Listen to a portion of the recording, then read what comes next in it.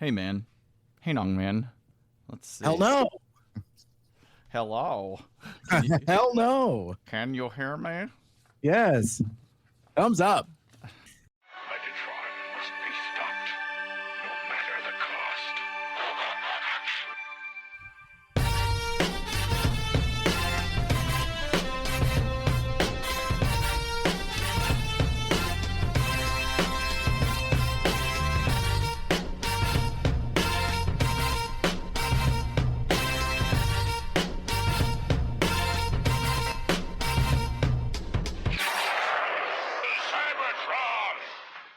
Hello, friends, and welcome to the Autopod Decepticast.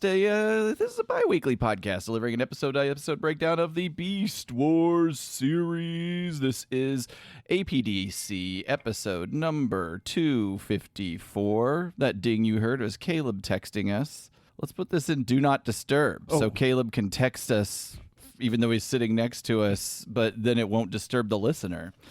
What is it, 254? We're covering Beast Wars, episode number 28, Coming of the Fuzors, or Fuzors. Is it Fuzors? Fuzors? Part 1. You brought a Fuzor. An episode that aired November 2nd, 1997. This is your host, Aaron. And I'm back in the host chair, and with me are the Joan Rivers and Jay Leno to my Johnny Carson. It's going to be a really good show. Wait, that's Ed Sullivan. Here's Johnny. Yes, sir. Because you guys are my replacements. Yeah, where are your fill-ins? Oh, I get it. Yeah, That's I'll be happily too be. popular. I'll be Joan Rivers. Tonight show. Yeah, I don't want to be that jackass. Hey, I like cars. I'm Joan Rivers. I feel What? Your Joan Rivers sounds like is not as good as his Jay sounded Leno. like somebody who swallowed a Brillo pad. Yeah. Try again. Do it again. No, that's it. Okay. Does Joan Rivers have any catchphrases? What are you wearing? Oh! What? That's This is good. This is going good. This has been flawless from the beginning. Hey, Hey. we have guests. Yeah. It's always weird the pre-show part before we introduce the guests, and it's like we're talking to each other, and they're sitting here staring at us It's not weird to me. I No, love I it. don't have a problem with it. as we talk to ourselves as if they're not here. But they are here, and I'd like to welcome to the show. You know them, you love them. These are. I want to look at them in the eye while I say these lines to make sure they connect. Lovers of pizza, lovers of craft brew. Okay, at least one. They're nodding and thumbs upping. Lovers of motorcycles, No. Taboo.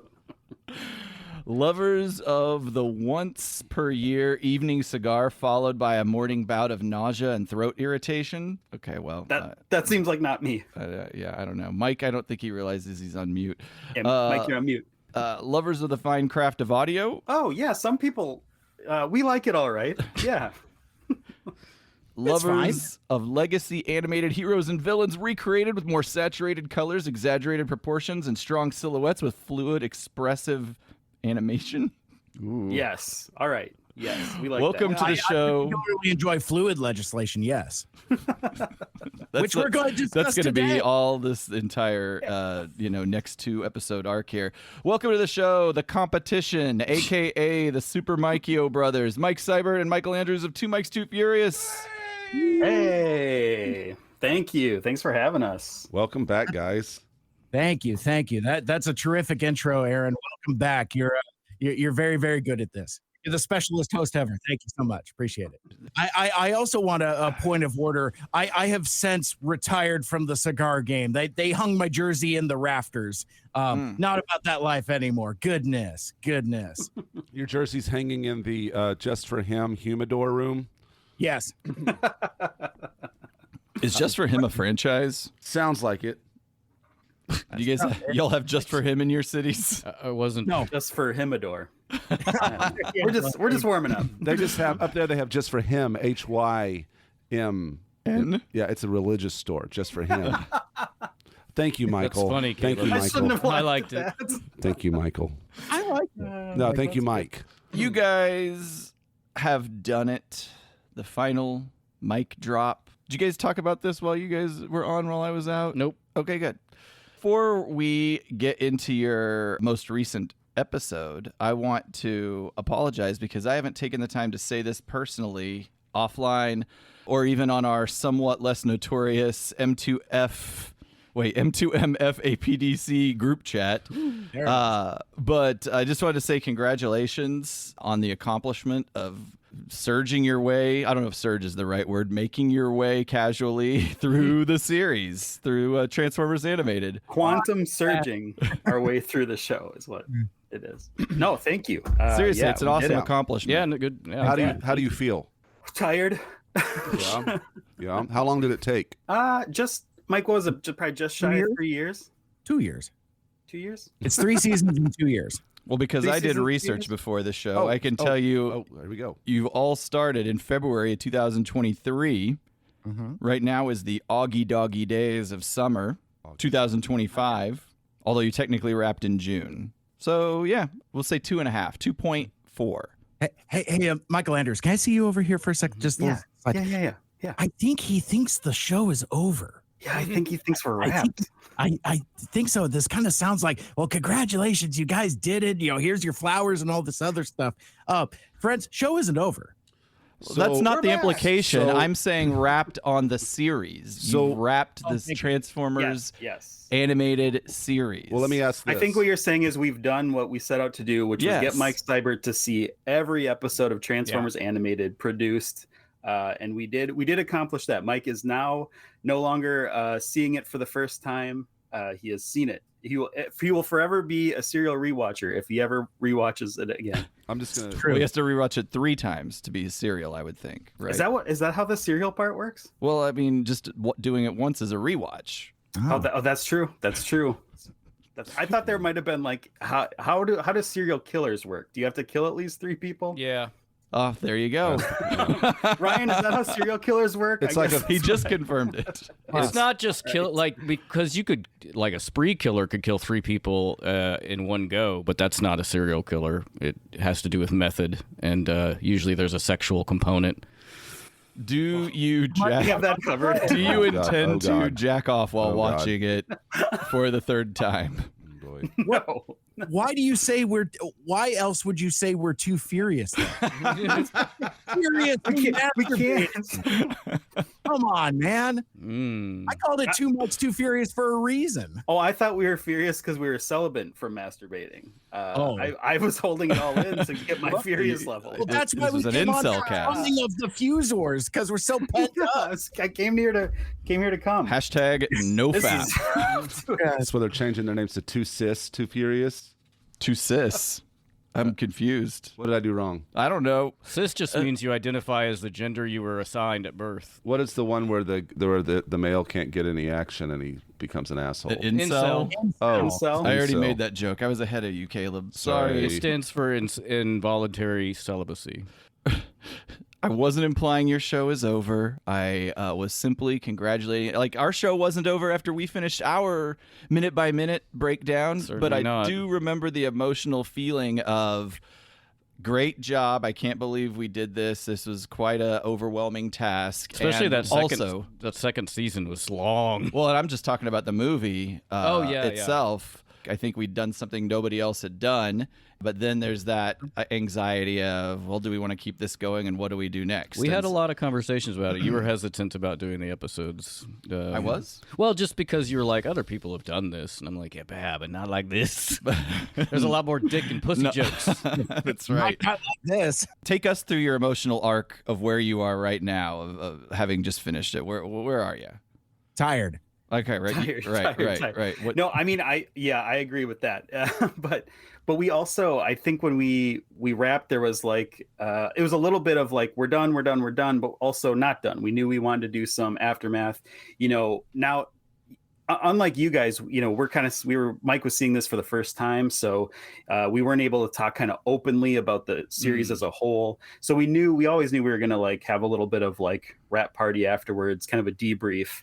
while we're talking about the season in general, or I'm sorry, the series in general, how would you say your format changed from beginning to end, from episode 1 to the end? I learned that editing takes a long fucking time. Well, especially when you have like a 6-hour raw cut or whatever, I'm sure you guys always had. I was gonna say, our episodes got longer. I think Yep. we just found out there was just more to discuss. I think Mike, maybe I'm speaking for you, but we both kind of got into it thinking we were gonna do something similar here. We're gonna be introducing voice actors and talking about We're gonna keep it nice kind and of the tight. surface. Right, kind of the surface level stuff, and then it just got deeper. The story got deeper. I stopped wanting to hide spoilers from Mike. I wanted to just kind of let him explore and expand his mind and what he thinks was going to happen.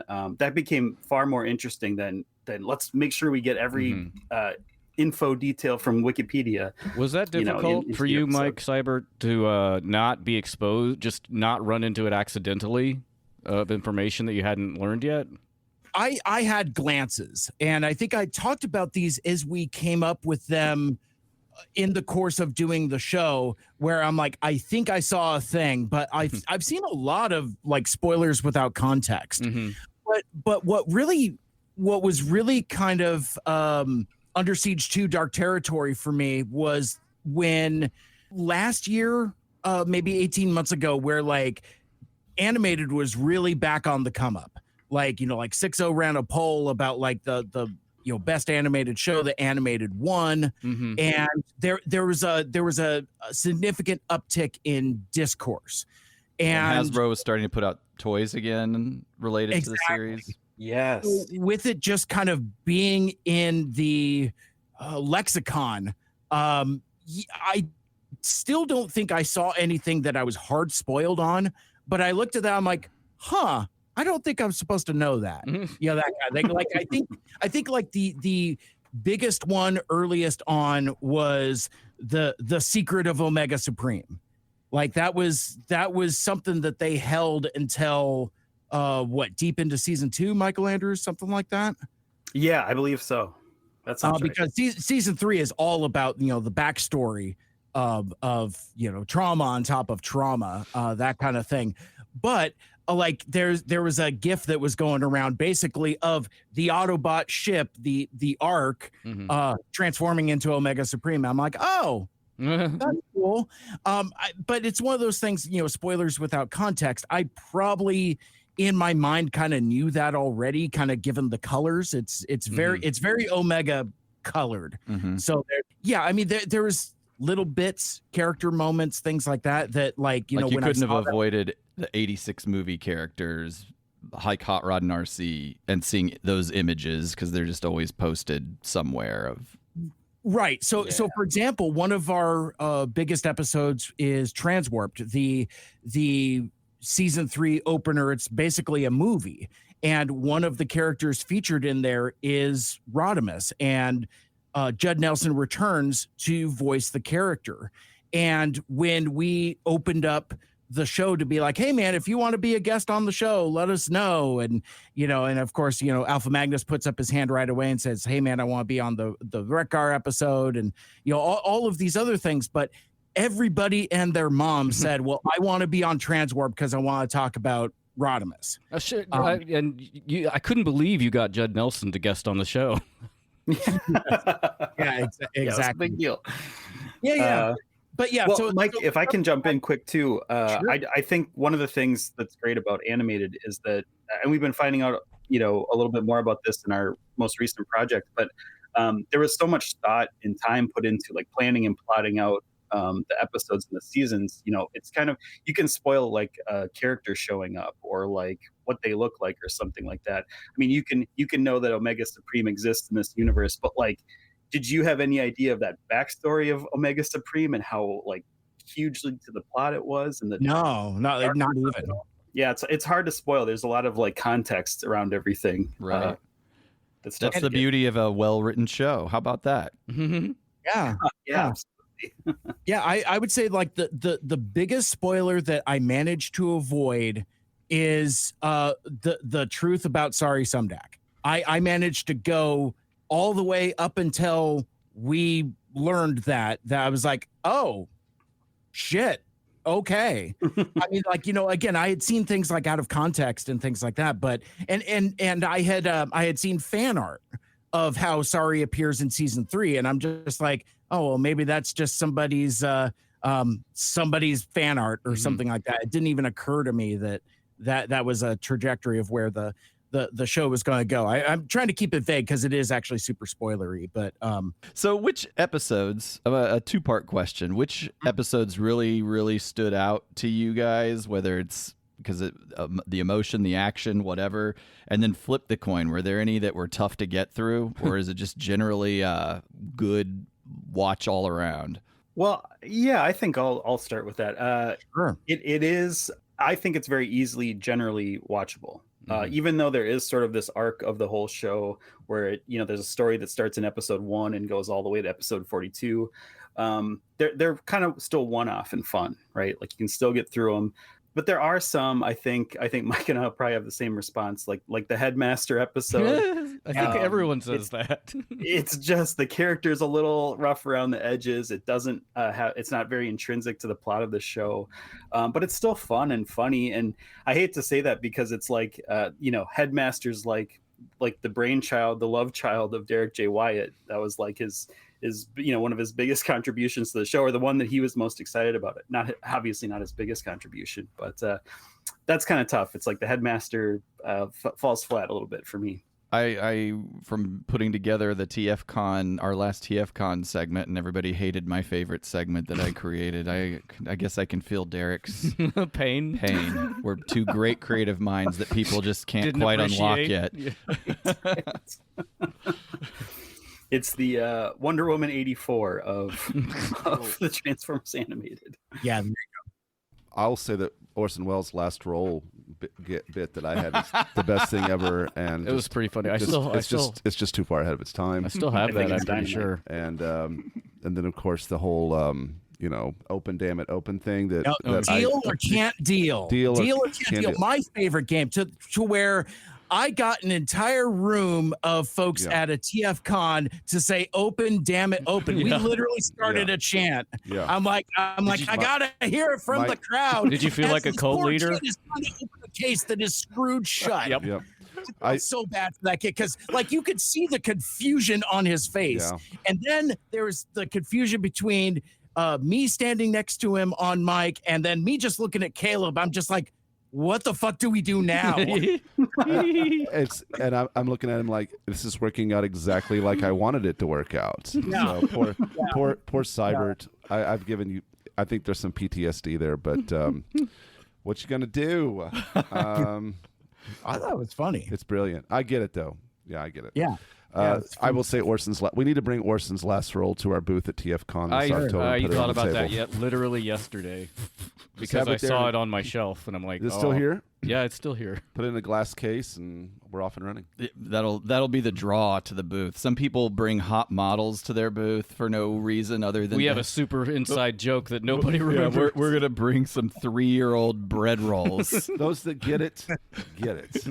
I was just going to say that one of the episodes that I found particularly profound to discuss was the Predacons Rising episode, aka the episode where Black Arachnia seduces the fugitive wasp. And we talk a lot about trans bigotry, and we talk about how Sentinel Prime is a reflection of the times that we live in. And it was, I think, one of our most profound discussions about how this show that was produced during or as a response to the George W. Bush era is oddly prescient in the times that we're living in. Also, yeah, Headmaster sucks, but I've totally warmed up to him. I think Okay. Yeah. Real quick, that brings up a great point. I think that's kind of going back to your earlier question of one of the things that was unexpected was I thought this would be like a fun escapism for me and Mike to go back through Transformers Animated. I didn't realize how much it was going to like mirror what's currently going on in the world of politics and the climate here in the US. It was oddly it was troubling. Because Michael Andrews, like didn't you go into this rewatch saying that you loved Sentinel Prime? Yes. Still, Yeah. favorite character. Right. It's okay to now- like a bad character. Sure. I just think he said he remembered him being more awesome than like a piece of crap. Yeah, I was like, cool colors, pew pew. Now I have to deal with the aftermath. He's Mr. Plow. That's right. That's right. I like the tech. I like Michelangelo. I like this guy. How old were you when you first watched the series, Mr. Andrews? Well, let's see. I remember being 37. on Saturday morning, and I'd get my cereal out, Lucky Charms, and I guess I was this many, which is 10:22. Okay. I was trying to give you an out to say maybe I could see how a kid could like that character because of the confidence of the overconfident factor and kind of this, like, I don't know, he believes the in himself. alpha stud character. But then as you get older and you watch it, you realize that's just a projection of his insecurities and he's actually a piece of shit. But I feel like he was always designed to evoke being a piece of shit because he's mean to the characters that we love. Yeah, and you know, maybe it's just that there's more people like that in the world now. They're more prominent. They're have empowered. A bigger voice. There's not more people, but they're just louder. They're just like, we're all out now. We're allowed to be out. There used to be some a Shame. quiet shame in being that type of person, and now it's just yelling it from every street corner. Guys, I heard the R word is back, baby. I've heard this. Ugh. And all the other words that just have one letter. If you want to do slurs, you know, it's fair game right now, apparently. We refer to it as capital T, the Times, registered trademark. Yeah. Did you gain any new perspectives on Transformers as a franchise having gone through this? How does it impact your view of the whole brand? It's underscored how much Transformers I actually haven't watched. Like, you know, jumping ahead to our discussion on the coming of the Fuzors, it's like I've never seen these episodes, and I've realized that a fair amount of Transformers in general I just have not seen. Like my into maybe most of it. And now that I think about it, like correct, yeah. I had Anthony Bercali, TFU.info, once and future guest on APDC, but he was on a live stream with me. We were talking about the Metallica Load reissue. That doesn't really matter, but like he basically grilled me and went like series by series. Have you seen this? Have you seen this? And there was very little that I actually said yes to. Basically, it's G1 and animated. Oh, and Netflix, because I don't think I've seen anything else like sat down and watched it end to end. Like I've seen a smattering of Beast Wars episodes, but I've never sat down to watch it. Right. Conversely, I had never seen any of animated before that project until we did it for the show. And we've talked about kind of like what the future of the project is. And what we've come to realize is that animated really is kind of like a special case lightning in the bottle moment. Like no other series captures a particular moment in time a way that animated does, where everything just kind of converges, where it's like, you know, you got a guy that wanted to do, you know, gritty and serious stories. You had a art director who wanted to do wacky G1 homages, and that and another guy that wanted to just do like a kick-ass action show. And it all just kind of like blends together in this own special, unique thing that really can't be duplicated. And sorry to disappoint a lot of fans, but like folks keep saying, well, do Transformers Prime. And I'm like, first of all, that's 65 episodes. First of all, that's like dour as fuck. It's like Zack Snyder's The Transformers. No, thank you. I already lived through that on Netflix. The appeal for me for animated is like how bright and colorful it was, but also with this undercurrent of deep lore and references that, not to put too fine a point on it, felt directly pointed at me. Like see like Spike and Carly and Daniel Witwicky and Comrade Kid, you know, hanging out and stuff. It's like, and a lot of them are just nods, but then there's other weird shit. Like there's like these like, you know, Japanese exclusive like Return of Convoy characters. Like suddenly like Grandis and Sky Gary have become like meme characters for our show. Characters I hadn't even heard of. But now I have a Sky Gary action figure that's customized for me. You know, it's like it's so what it's done to eventually answer your question, Aaron, is that it's underscored how much I've missed, but it also gets me to appreciate stuff that I have consumed. For me, Transformers is about friendship. You know, my into Transformers fandom has been and always would be Transformers the movie. But now that I have animated also, well, that's just another path to friendship. Like Michael Andrews, you could speak on this as well as I can. We've cultivated this entire fan base of people that we didn't know. Like we were talking before we started recording about kind of like our cinematic universe and how, you know, we all listen to each other's shows, and it's kind of like a insular circle jerk type of thing. I'm trying to figure out as many coming jokes as possible. I appreciate you. Oh, it's good priming. You're edging us. Yes. Bukaki. But no, it's gratifying to cultivate this fan base of folks that didn't know us, don't know any of our friends, and are just like new people that just like animated. Yeah. And, you know, we were talking about Michael Andrews' experience of like, you know, eating breakfast cereal and all of that other stuff. But a lot of the folks that we've connected with were kids when animated was on the air. So it's fascinating to connect and chat with these folks who were literally like kids eating breakfast cereal, and now they're adults and can kind of come back to it with the same sensibilities that we do of like, you know, analyzing it and discussing it, all under the umbrella of friendship. So that's a very long way to go to get there, but that's kind of what Transformers Animated means to me. That's what this project means to me. I'm more connected to the Transformers fan base than I was previously. Before I move on to Andrew's perspective, does it make you want to explore any of the other universes in the series at all? Having, you know, kind of highlighted how little you've truly touched? It makes me double down on not wanting to watch Prime. It's just joyless. I just don't have time for joyless material in my life. Actually, it makes me want to check out the more kid-centric focused. I've been told that Rescue Bots fucking rips. It's not bad. I've been told that Cyberverse is really quite good once you get past like the first half dozen episodes, and I'm like, okay. But apparently there's a cool partnership between Hot Rod and Soundwave in that show that folks tell me I would really dig.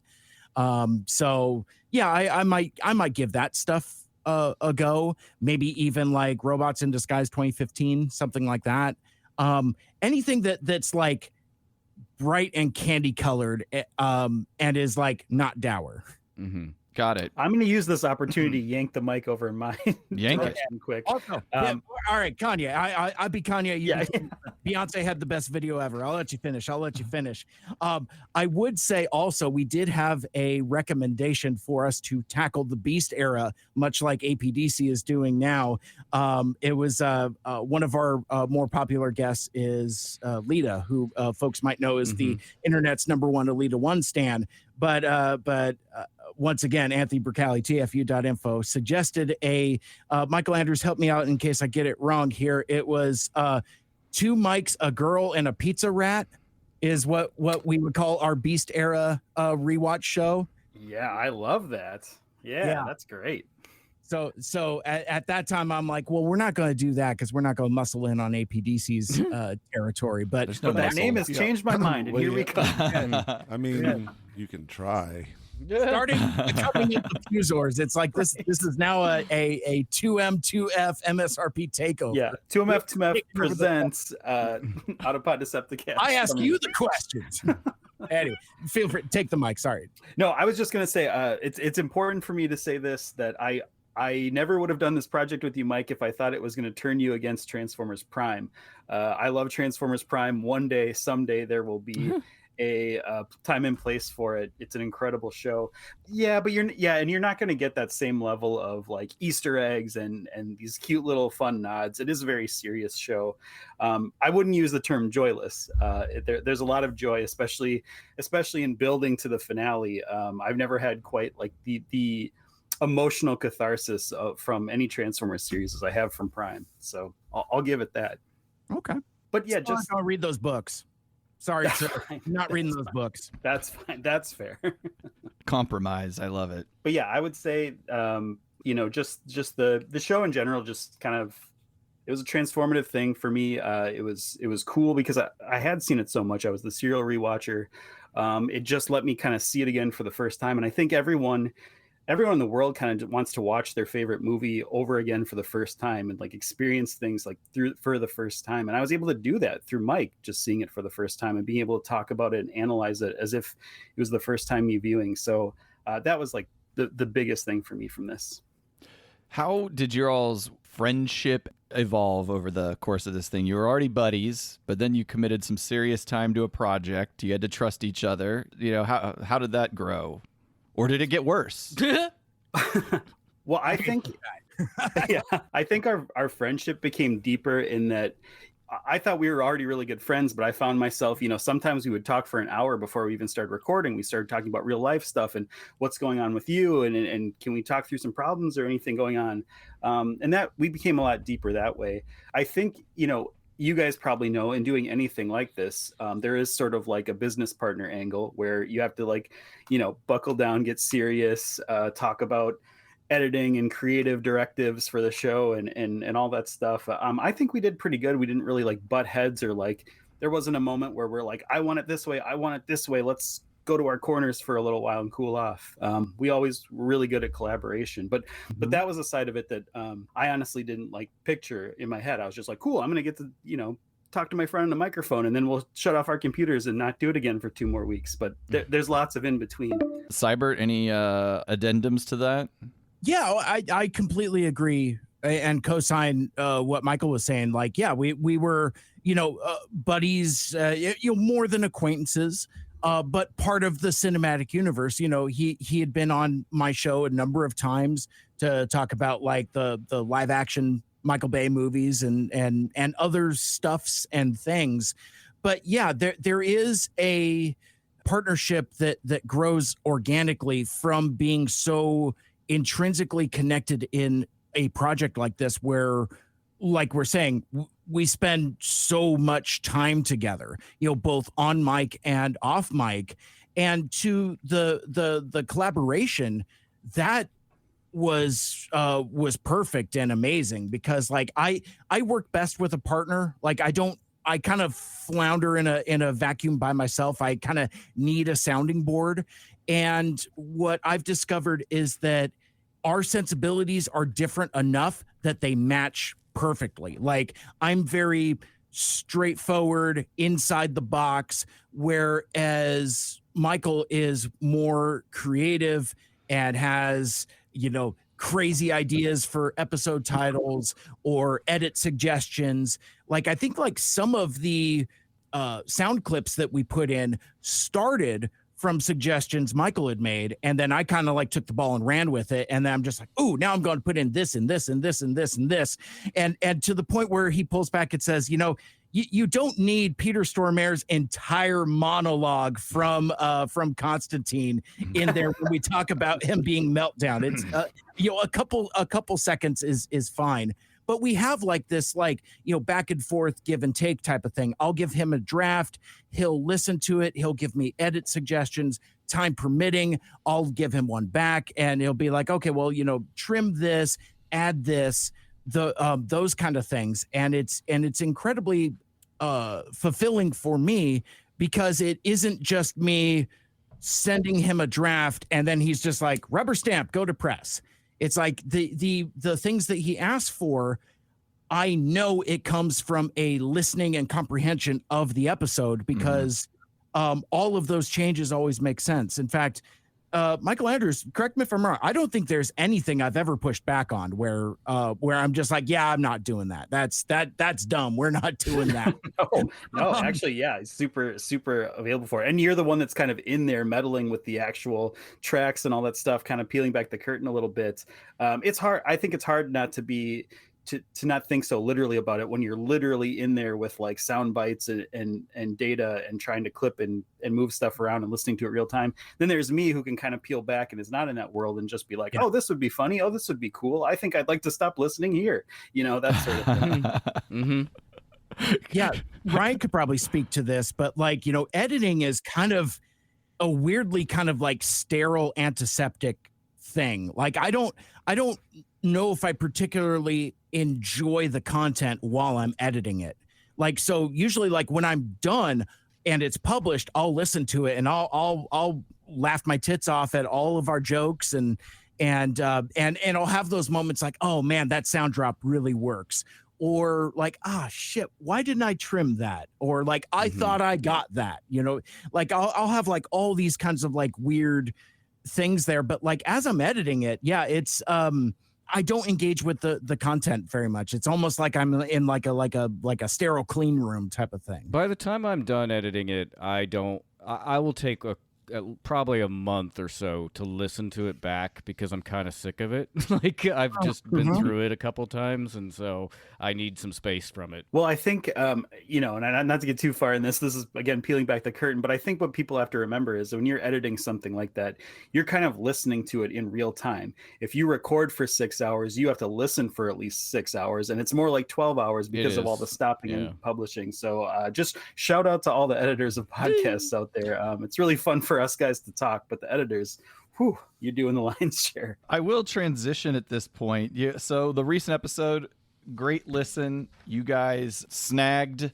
or happened upon, depending on how you want to position it, an exciting guest. Talk through the mighty Isenberg.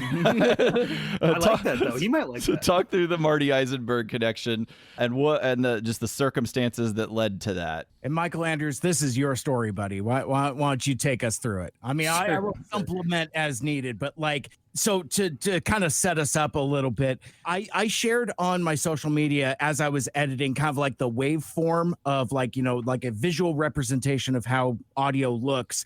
And you could see 3 files, and now I can reveal that one is me, one is Michael Andrews, and the other one is the specialist guest, Transformers Animated showrunner, story editor, and writer, the one and only Marty freaking Isenberg. But like, if you look at his audio file, he's speaking for almost the entirety of the time. Like, this guy will just go. You just need to give him like a little bit. But also, I want to underscore that in that, this is probably the least I've ever spoken on a podcast ever. You look at my waveform, I don't really talk a whole lot. Meanwhile, my dude, Michael Andrews, who is just like, I imagine he just has a mountain of cocaine and he's just like, oh my God, Marty freaking Isenberg, I love you so much. Oh my God, tell me about Beast Machines.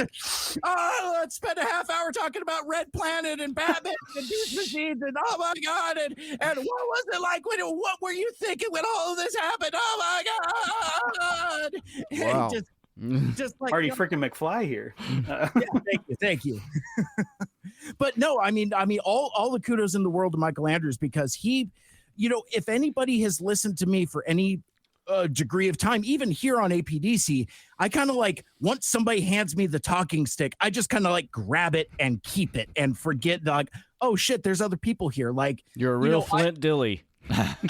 Very much so. Exactly. I was going to say, ironically enough, that's probably one of the only episodes where there's about equal time where I'm talking about as much as Flint is, but you get the idea. But like, Michael really like took the ball and ran with it, had terrific curated questions, and really drove the conversation there. Like I jumped in from time to time because there were some things specifically I wanted to talk about with regards to the production of Transformers Animated that we hadn't really discussed in depth in the episode proper, but like it was really his thing. I mean, Marty Isenberg is your guy. Yeah, I mean, that is true. I mean, it's a writer-to-writer thing, so I was really excited to just ask him about writery stuff. But also, I mean, if you look at his IMDb, Marty Isenberg's written everything. Like going back to the early 90s. I mean, Gargoyles, Spider-Man, Batman the Animated Series, up into like the newer era of Ben 10, just so much stuff. Yeah, for X-Men,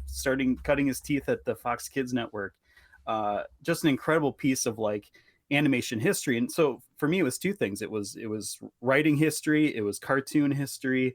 It was a big deal. So I really loved it. And I mean, to be fair, Mike kind of roped him in because he actually met him at the Transformers convention, kind of got put us on his radar.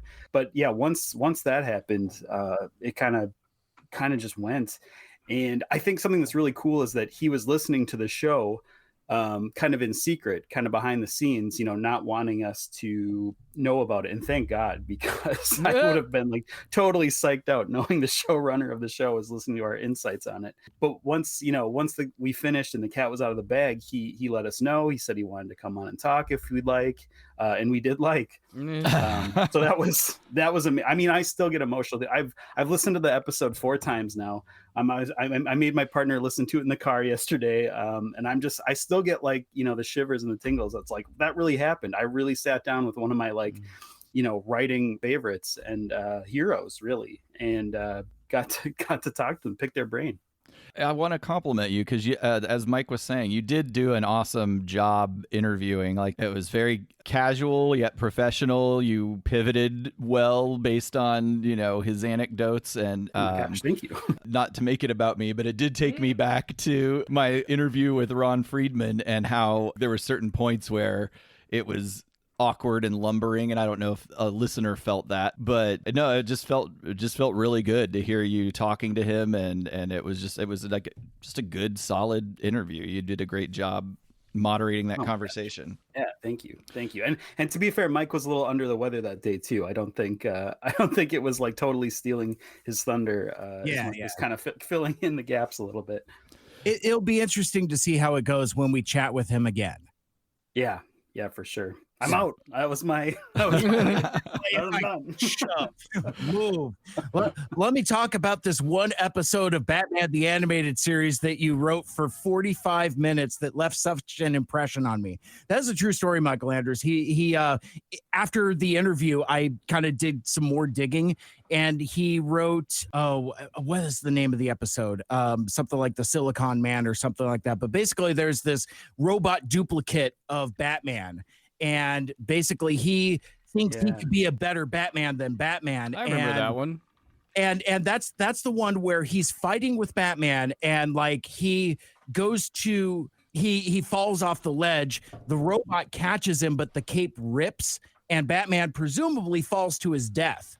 And the crisis that this robot has, because he's convinced himself he's Batman, he's like, I've taken a life. Oh my God. And that's the thing that flips his screw that causes him to realize, oh my God, everything I've done is terrible and I'm an awful person, blah, blah, blah.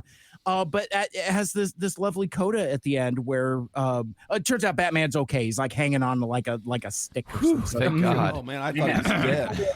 Grapples himself to safety. That was the last episode, right? Yeah. Not to be confused with that Riddler episode where he turned his mind to mush and never unmushed it. But that's neither here nor there. But like, it always stuck with me. There's this poignant line where Alfred asked Batman, he's like, well, do you think he had a soul, the robot? And he's like, well, a soul of silicon, but a soul nonetheless. And that episode, I think, and that show in general, really crystallized to me who and what Batman is. Like, and even to the fact, like, the robot is wrong. Like, he says, oh no, I killed that guy. No, he just failed to save him. Right. And in the world of that show, that version of Batman not saving somebody, not being successfully saving somebody, is the same thing as killing them. At a time where we've got Batmans that just like machine gun fools. So, I mean, and I've reflected on like why that stuff bothers me so much, because it's stuff like that. Like, this robot has more a handle on what being Batman is than some contemporary movies. I'll leave it there at that. But anyway, like, I'm glad I didn't realize that Marty Isenberg had written that episode when we did that interview, because this just segment that we did here would have been in that episode. Your waveforms would have looked very different.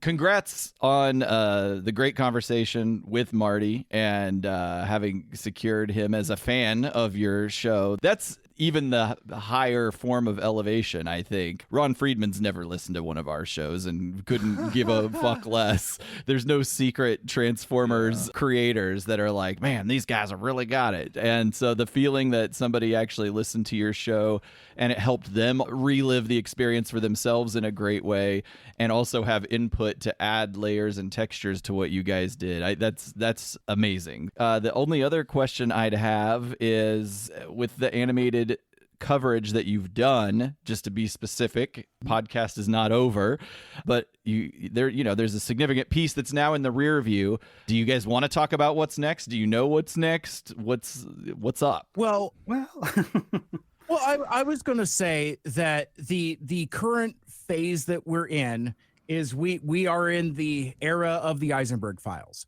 Mm-hmm. You know, we have had one conversation with Marty.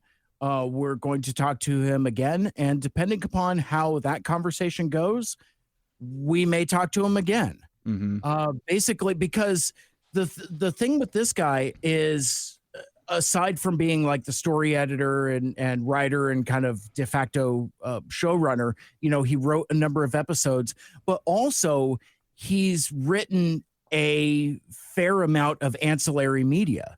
Like, he wrote the Nintendo DS game. He's written a number of convention exclusive comic books. In fact, he's gone on to write a recent comic book. Mm-hmm. In the animated universe called The Toy Maker and the Bots, which is kind of like a tribute to Derek J. Wyatt, which it'll tear your guts out. I read it and I cried. It's one of my, I know this isn't what you're asking, but like one of my weird regrets of our show and the timing of it is that Derek had already passed. So like, I wonder about like the sliding doors version of Two Mikes, Too Furious, where Derek is still with us, and what that would have been like, because that dude was active on social media, and I think he would have found us before Marty did.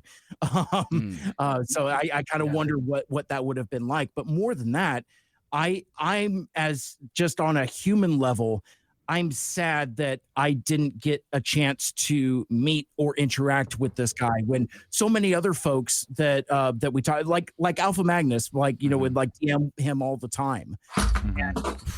Jesus Christ. Sorry, my stand just dropped out from under my computer. No, I'm fine. Yeah, I just had risers. Sorry. The Minneapolis quake of 2025. The fact, I like where you're going though, Mike, with the angle on how to extend the Transformers animated kind of through line, but in other areas, you know, whether it's through Isenberg or whoever else you might meet through the process of working with him. I think that makes for some interesting, even if the content veers, you know, from Transformers, I think that's an interesting thread that is a unique way. Because, I mean, you guys are probably the only people that have accomplished what you all have accomplished, right? Like, no. The whole series? Yeah, there's at least two other folks that have done that. Okay. Like the Icon Underground folks have gone through TFA. Okay. TFGN1 Mike has gone through animated, and I'm sure there's other folks as well. Aside, I don't think there's anyone that's made it their whole thing like we have. I mean, I guess that was our whole show, right? Was getting super granular on these episodes. Got it. Sure, and even no shade intended to other podcasts, but they're like of the time. So they're like this is like in 2009 saying like, oh, here's the latest episode of animated, you know, very similar to like how our friends over at Transmissions talk about like the comic books as they come out, or they talk about the shows as they come out. Right. It's that kind of stuff. So they've covered the entirety of the series, but not specifically like in retrospect, and certainly not 15 years later, where we put our kind of brand of analysis and discourse and discussion onto it. So yeah, nobody's done it quite the same way we have, but yeah, I mean, yeah, all kinds of folks have talked about it. But going with the point of extending the show, in essence, it almost becomes, your show becomes a memoir for Transformers Animated, but also for Marty Isenberg or whomever, whatever other creator that you have the opportunity to dissect it with. Yeah, quite so. thank you. And that's really what Marty indicated to us in his email. He's like, you know, the gimmick of it basically is like listening to your show has unlocked a lot of memories, stuff that I really kind of want to get on the record before it fades away again. Because, you know, memories are like muscles. If you don't use them, they, you know, they stop working, they atrophy. So he kind of wants to, you know, kind of get some of this stuff on the record while it's still kind of fresh in his mind, and, you know, telling stories about the production and talking about folks that he worked with. And yeah, we do some like fan questions and stuff, but it's not all that. Like, you know, some of the brightest bit of feedback that we've gotten on the episode so far is like, this is the best interview I've heard Marty give about the production of the show. Because like, I think when we talk to our fan favorite creators, it's all about like, what was Optimus Prime thinking in this episode? You know, that kind of thing, where I'm just like, tell me the stories of the people who birthed this into being. And Marty just gave us some absolute gold, just in terms of like how this lightning got caught in a bottle and how these factors converged into something that was incredibly special, that wouldn't happen under any other circumstances. It was the right people at the right time and the right project that literally couldn't happen again. Never happened before, hasn't happened again. That kind of thing. Structuring the interview and the conversation in that way, for me, makes it more interesting.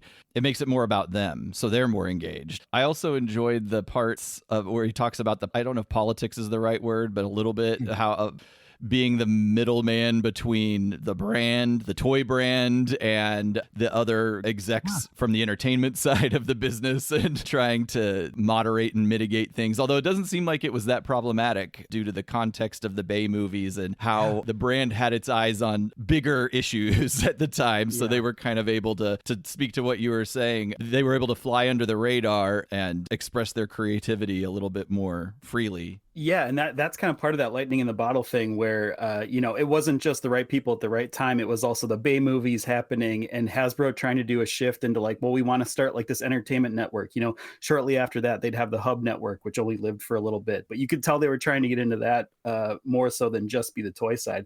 So again, now toys drive everything. Now they've kind of learned their lesson, quote unquote. I don't know if it's the right lesson, but at least they're, you know, that show, the way it happened, and the right people involved in putting animators and cartoon makers first. I don't think that could happen again. Yeah. Last thing on the subject, because I forget this is your show. We've been in 2M2F. We've been invited. We are the vampires. That's right. Yeah. That's right. We sucking everybody off we here. were just hanging around strumming our banjos, and we heard that there was a rockin' party over at the gin joint, and we thought, it's like, hey, you got Still a great haven't seen that party in movie. here. It's fantastic. Can we come in? Yeah. And they're like, nah. But then after a series of events, Pretty big spoilers, I think. trailers.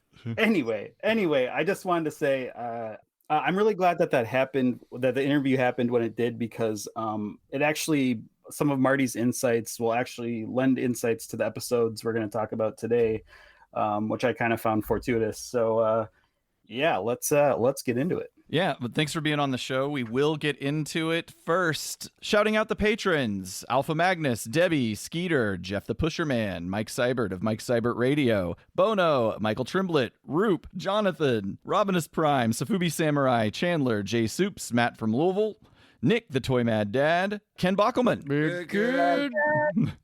Maurice, Captain Alexis, James and Julia, Michael Ordway, Tim Dubs, Jason from Cracktastic Plastic, Thomas, Beatty Guns, Triclops, Optimal Alex, Simon, New Daniel, Seven the Chronicler, Argonus Prime, the Unknown Patron. We've got Brian Jones, Autobot 1000, Zarmat, the Anonymous Patron, Bruticus 78, Johnny Utah, Give me two. Derek, and newest patron, Shadow Maximus. Thank you all for your support of the show. Now is the time. Jet, Yeah. quick, strike me with your spicy alcoholic venom. Well, I'll do that for you. And what do you got for us here, buddy? Well, for this episode and the next, I decided on just some light, hopefully refreshing, Caleb, cocktails for the dog days of summer. So today we're having the Paloma Jet Style. For this cocktail, you will need 2 ounces or 60 milliliters of tequila blanco, a half ounce or 15 mils of fresh lime juice, and about 4 ounces of grapefruit soda, which traditionally it's Jarritos, I believe this. I've never heard it pronounced, but it's Jarritos. Sure. Doritos. I do have some to try, but I made my own grapefruit soda. Squirt is also popular, especially around my house. Hell yeah.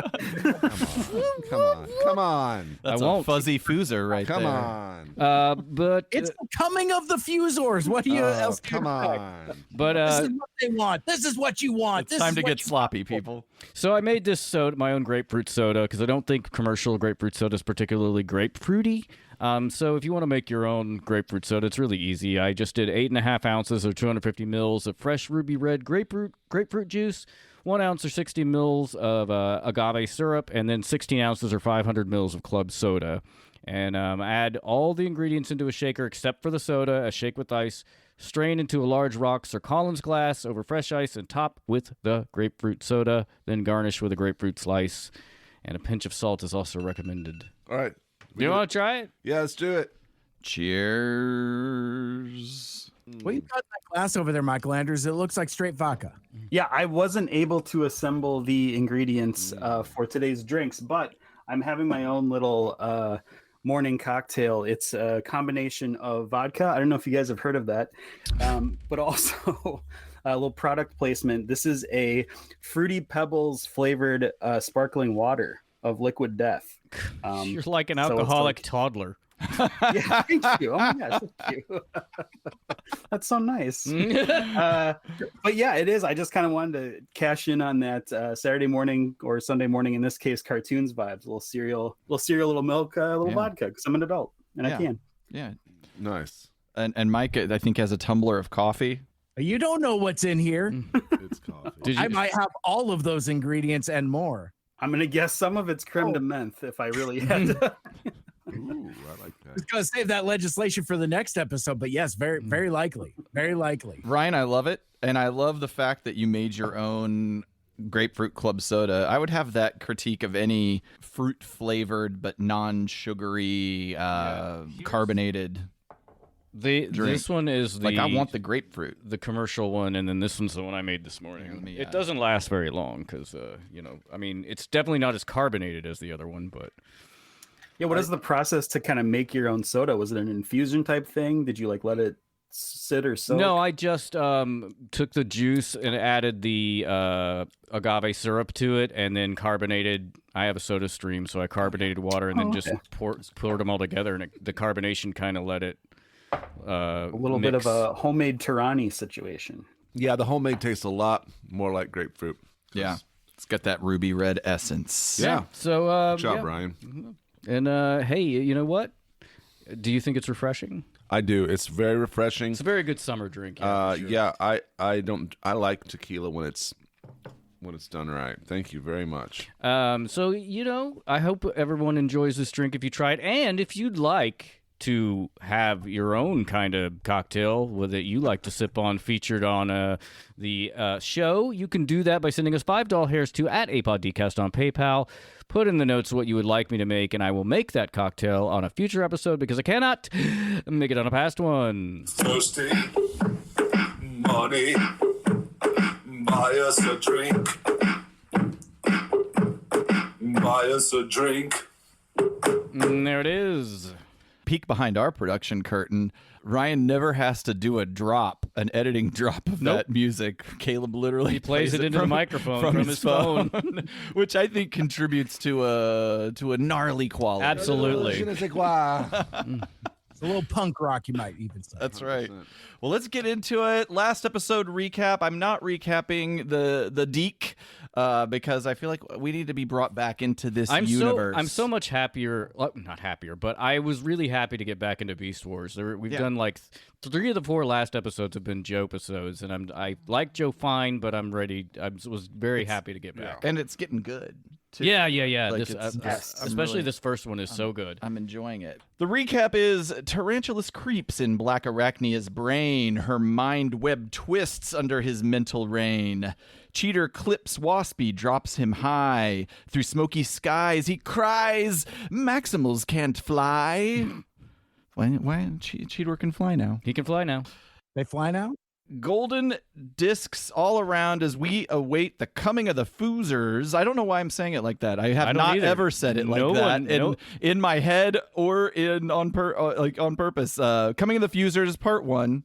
I just assumed this was a real Scorponok situation. You've been doing that on purpose, right? I've been doing it on accident, but knowing that it's wrong. Like, I've never said Fuzors before.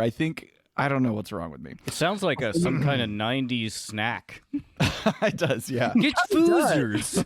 Absolutely. It's extreme. Something you squeeze through a tube. I saw Fuzors. Suck on a Fuzor. I saw Fuzors play it on the Horde Tour in 1997. Yeah.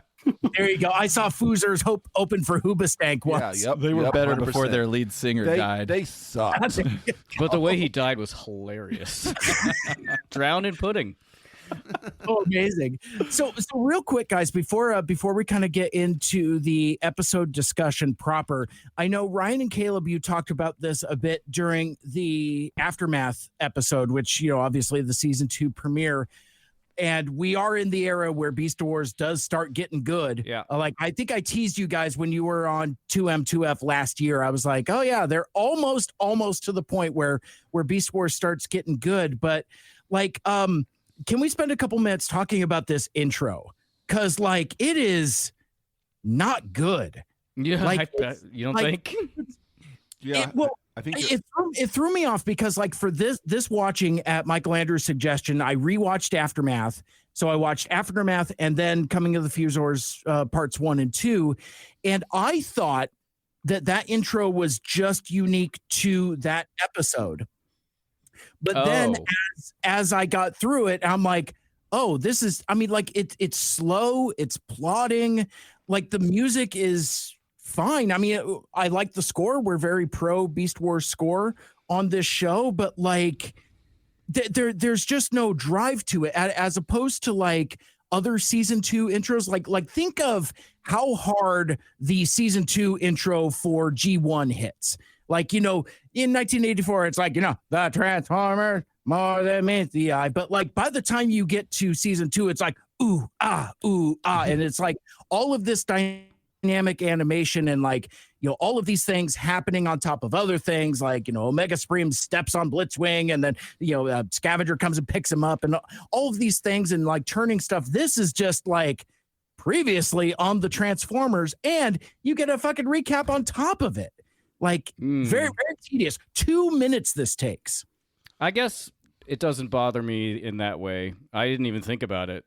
I would agree. I did think about it. I'm wondering if this is just the intro for maybe this first set of I don't remember episodes because it's all from it's all just a recap. First 3 episodes. I can't imagine that would make sense to leave as the intro for the duration of the season. Well, it's weird because it also precedes some things that happen. The first in Aftermath, it's basically showing you everything that's going to occur in the first 3 episodes. Yeah. I need to get some more of this season behind me before I can make a valid assessment of the intro. Yeah. Okay. I did have some stuff that about Fuzor. Now you fucked me up. Fuzors in particular. That actually TFU, Ant from TFU sent us a message through Blue Sky that Caleb found, and thank you for doing that. You're welcome. Ant says transmetals, some toy-related things that don't really get explained in the show. The toy concept was robotic beast forms and beastly robotic forms, hence the added vehicle modes. The toys themselves were and still are some of the best Transformers figures ever made. Also, not explicitly explained, the quantum wave didn't affect certain characters. The ones born on the planet were not changed, nor was anyone shielded by being in the CR chamber, the repair pod. It's why you... He says this, I don't see this. I guess I didn't pause it and look, but he says it's also why you see Pterosaur's hand change as he dies. Both he and Scorponok did get Transmetal toys, and Pterosaur's is amazing, and he says Scorponok is literally a Happy Meal toy. I actually wanted to talk about that quick because listening to your Aftermath episode, well, first of all, great job on that. No offense to Aaron, who is missing from it, but I thought you two, Ryan and Caleb, did a great job filling in. And Thank you. I really think you guys were, it had it was giving like a Rat Trap and Rhinox or Rat Trap and Dinobot having to kind of lead the team while Optimus. Oh, I compare myself to Rat Trap many times in these two episodes. You are very Rat Trap-like. It's so true. Love it. I appreciate that. But I was going to say, you guys were kind of talking about like, the reasons why some of them changed and not others, and you thought it was kind of weird. As a kid, like I was really fascinated by that. That kind of sort of unlocked my imagination. It added like a layer of mystery. Now, obviously, there might have been some like production value stuff behind it, but at the time, I was like, "Oh, cool! This is only affecting some people." And I love that they put that little moment in of like, the other two are like writhing in agony as they change, and the other two are like, "What?" They don't really even know anything's happening. I just thought that was really cool, and I feel like because we saw the confusion from other characters, it was working into the plot a little bit better. Does Rhinox change though? No. He was blocked, I believe. He was blocked from the radiation. He was either in the CR chamber or I think he might have been in the chamber at that point. I think he was already in the chamber. Yeah. If I'm not mistaken. Okay. All right, we'll go with it. He is out of commission for most of these 3 episodes, which they feel more like 3-parter than a season 1 opener or season 2 opener and a 2-parter. But they're done like this because we have a lot of 2-parters in this season, actually, but they're done like this because the showrunners found that trying to make a 3 or 4-parter and get everybody's schedules aligned was almost impossible. Well, even in this one, I meant to say up top, we've got Bob Forward, who wrote the next 2 episodes, but we'll have 2 different directors. Yeah. Steve Sachs is on this one, and we'll talk about who's on the next one. I'm not crazy about that one. But I would argue that, well, I'm not arguing anything, but I would make the observation that I bet it's difficult to make 3 and 4-parters also because of syndication issues. Like you're going to run into some continuity things where someone gets dropped into like the 3rd part and you're like, fuck, so yeah, I think it's easier to somehow get those 2-parters in order than it is would be a 3 and 4-parter when you're dealing with syndication. Yeah. Yeah, if I can just add one more thing, if I can be Columbo for a second, just one more thing.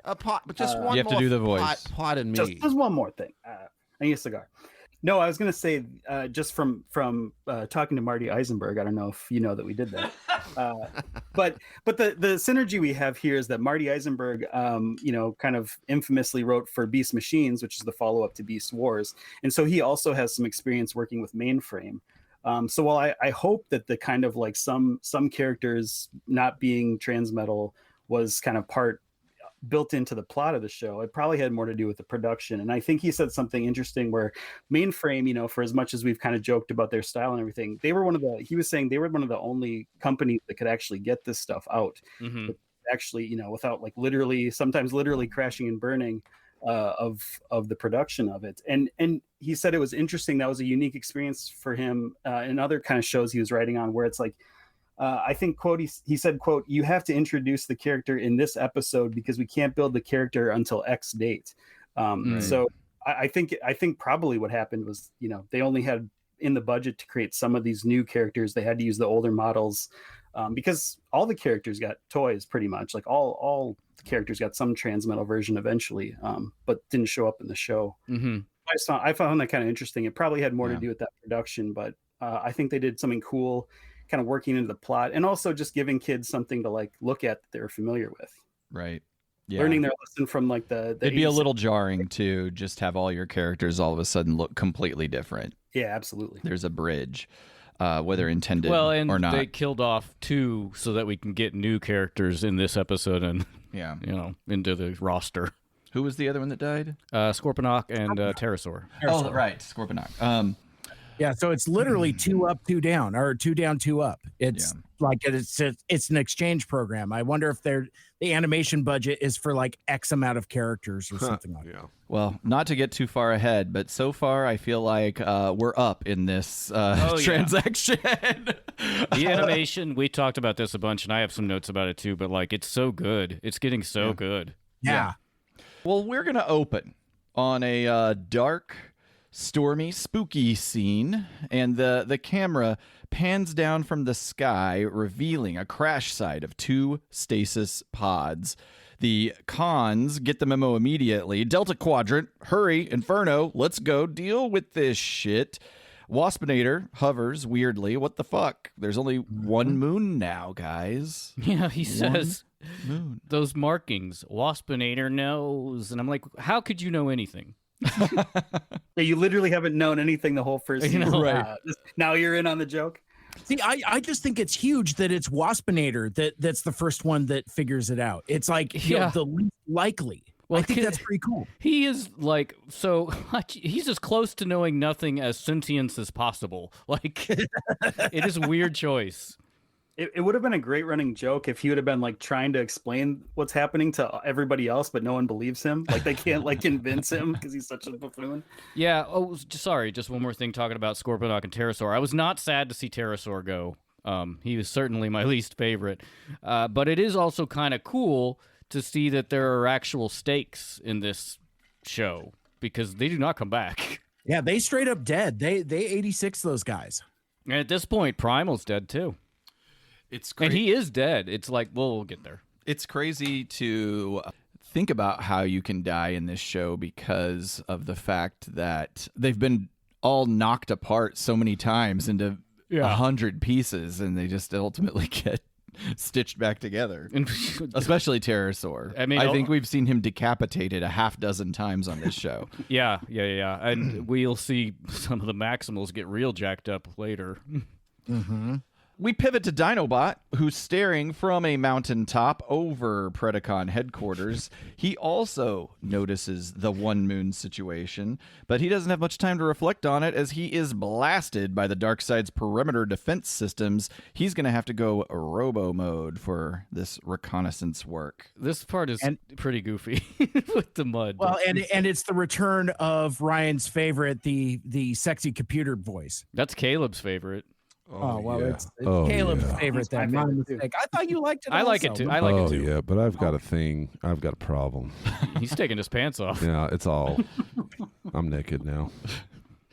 Ryan, you just criticized the mud thing. I'm putting my notes. They do this. They are starting to do this a lot, where they're making creative choices in just editing and showing some of the more mundane things we've seen a million times, but through a different sort of composition and framing.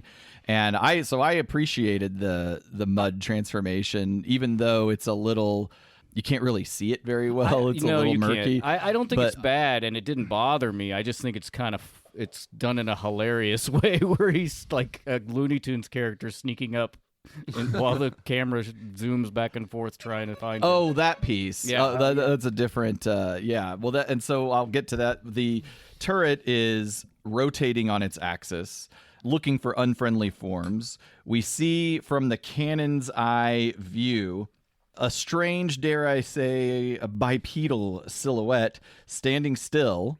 The camera is panning, then panning again, and then the form is getting ever closer to us until the moment when we all realize that we're totally here for Dinobot in a cool, tattered Obi-Wan Kenobi hoodie roby situation. Definitely more than Ultra Magnus. I like Dinobot in this motif more than the Ultra Magnus dark phase. Yeah, I agree. It's funny.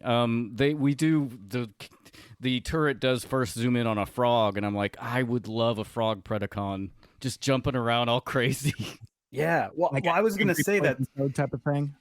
You know, that's kind of been something they do in this show is they show, I think they're playing with what we know, right? We see a stasis pod sometimes. We also see an animal, and usually that animal like appears as a new transformer at the end of the episode. So I think it's kind of cool that they did that. I also I like the mud because I don't know. It kind of reminded me, like, did this happen in Predator or something? Like this sort of faking out of the heat vision. I thought that was pretty cool. Did this happen in Predator? I'm not a Predator fanboy like some of you might be. I'm too scared of it to rewatch it. Lee, podcast is canceled. Also, That sound haunted my dreams. I think we talked about this last time. We were talked together. about that because the Black Arachnia spider sound is the same as the Peter Cullen Predator rattle voice thing. But I love this thing with Dinobot is, one, I picked up that it was a Predator reference, but also with the cloak, it's like it's a disguise on top of a disguise. He's double disguised. That's funny. Yeah, that's true. Also, and it's also a movie reference. Have any of you seen Paranormal Activity 3? a while ago, yeah. I liked it all right. I noped out after 2. The big shtick. Well, Paranormal Activity 3 takes place in the 80s. It's sort of a prequel to the other ones. But one of the things they do to sort of get footage of the paranormal activity is they put like a hand cam and mount it on a rotating, like oscillating fan to try to get the whole room at once because it's back in the 80s. It's pretty. and It's this pretty is exactly effective. what happened. It was like, it would pan away and then the monster would come a little closer, but you couldn't do anything about it because the movement of the camera. And that was like the big like gimmick of that movie. Like they were showing in the trailers, it was like the big thing. But really, they just copied this scene. So we are in the dark side now. Dinobot ambushes Waspinator. They have a conversation. They're discussing the merits of the whole Solo Luno situation. They ponder the 2 floating, rotating golden discs that are under Megatron's lock and key. These are oracles that foretell the future. That's a little redundant. Waspinator suggests, hey, instead of fucking me up, why don't we join forces and steal these saucers? Dino sort of agrees, using Waspinator as a projectile to stun the defenses. It's very creating funny. an opening for Dinobot to run the jewels and get the hell off the ship. Black Arachnia, still possessed by tarantulas, I forgot all about that. sees all of this happening, but quickly abandons the chase, while Waspy, crushed into a perfect cube, makes his way to the Chambre de la Restauration. Okay, so much just happened. So I guess I've noticed this before, but never commented on it. When Waspinator terrorizes, there's like a sword sound, like a swing that Like a Wolverine's claws type of thing. Yeah, Almost like that- a snick type of thing. it's different than I talk about this point later, but it's just something I noticed that I'm like they give different characters different attributes, I think, in this show, and I kind of dig that.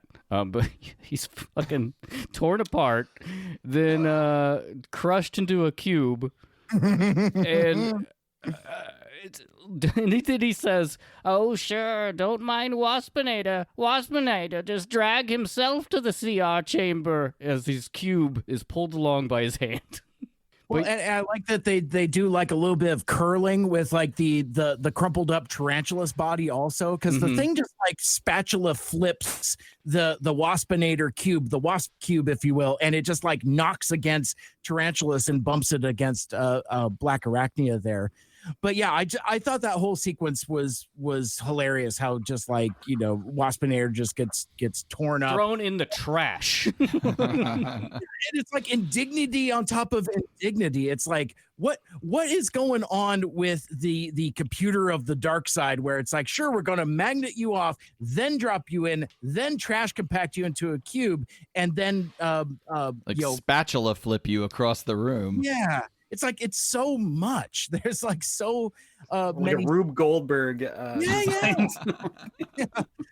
Also, the golden discs look delicious. Like I'm hoping that there's Like a some chocolate sweet coin? chocolate inside. I mean, that's thick and tasty. We are going to cut to Rhinox, Rat Trap, Cheetor, Tigatron, and Air Razor. They are recovering a stasis pod. Apparently, more than 2 of these things have landed in. Two that we've seen have landed in Pred territory, but this one is not. The Big Cat and Falcon head off to investigate the missing pods. After you, my lady, tips Fedora. Do you don't put him in a Sexual fedora? tension. Do you feel? Yeah, I was gonna ask that. Do you guys feel like there's a romantic thing going on with them? Like a little bit. I don't want to ascribe necessarily to that. Maybe they're just good friends. But I feel like they're leading down they're leading us down that path. yeah, I feel like Without a doubt. that too. I mean, at the very least, they seem to understand each other, and AirRaiser is very protective of Tigertron, it seems. But also, this stasis pod that landed in maximal territory does not have a spark, which will become important. That's right. Rat Trap's like, turn the key on this bad boy and let's recruit ourselves a new warrior, but hold up. This is a blank. So there's really nothing we can do with it at the moment. And he mentions that hopefully Megatron has this, it's the same situation with the pods in his territory, which we're going to find right now is not the case. Sorry, 1 second. While we're on this frame right here, it's at, like 6 minutes? The animation, we get this cool thing where we're in like a 2-shot with Rhinox in the foreground and Cheetor in the background, and we get it rack focuses into Cheetor. Rack focus, yeah, dude. it's awesome. It's awesome. And like the weight of the moment too really fits. Yeah, it's so good. The character model animations is so fucking good. Like I hadn't seen this episode before, and really my perception is of Beast Wars is early season 1. Yeah. So like, it's very rudimentary and basic, but now like seeing like all of the depth and detail and like the way the characters are so expressive and all of the shimmering chrome and reflection. Oh yeah. The colors and textures have gotten so much better. Top notch, man. The backgrounds still suck ass, so it's fascinating to see that stark contrast.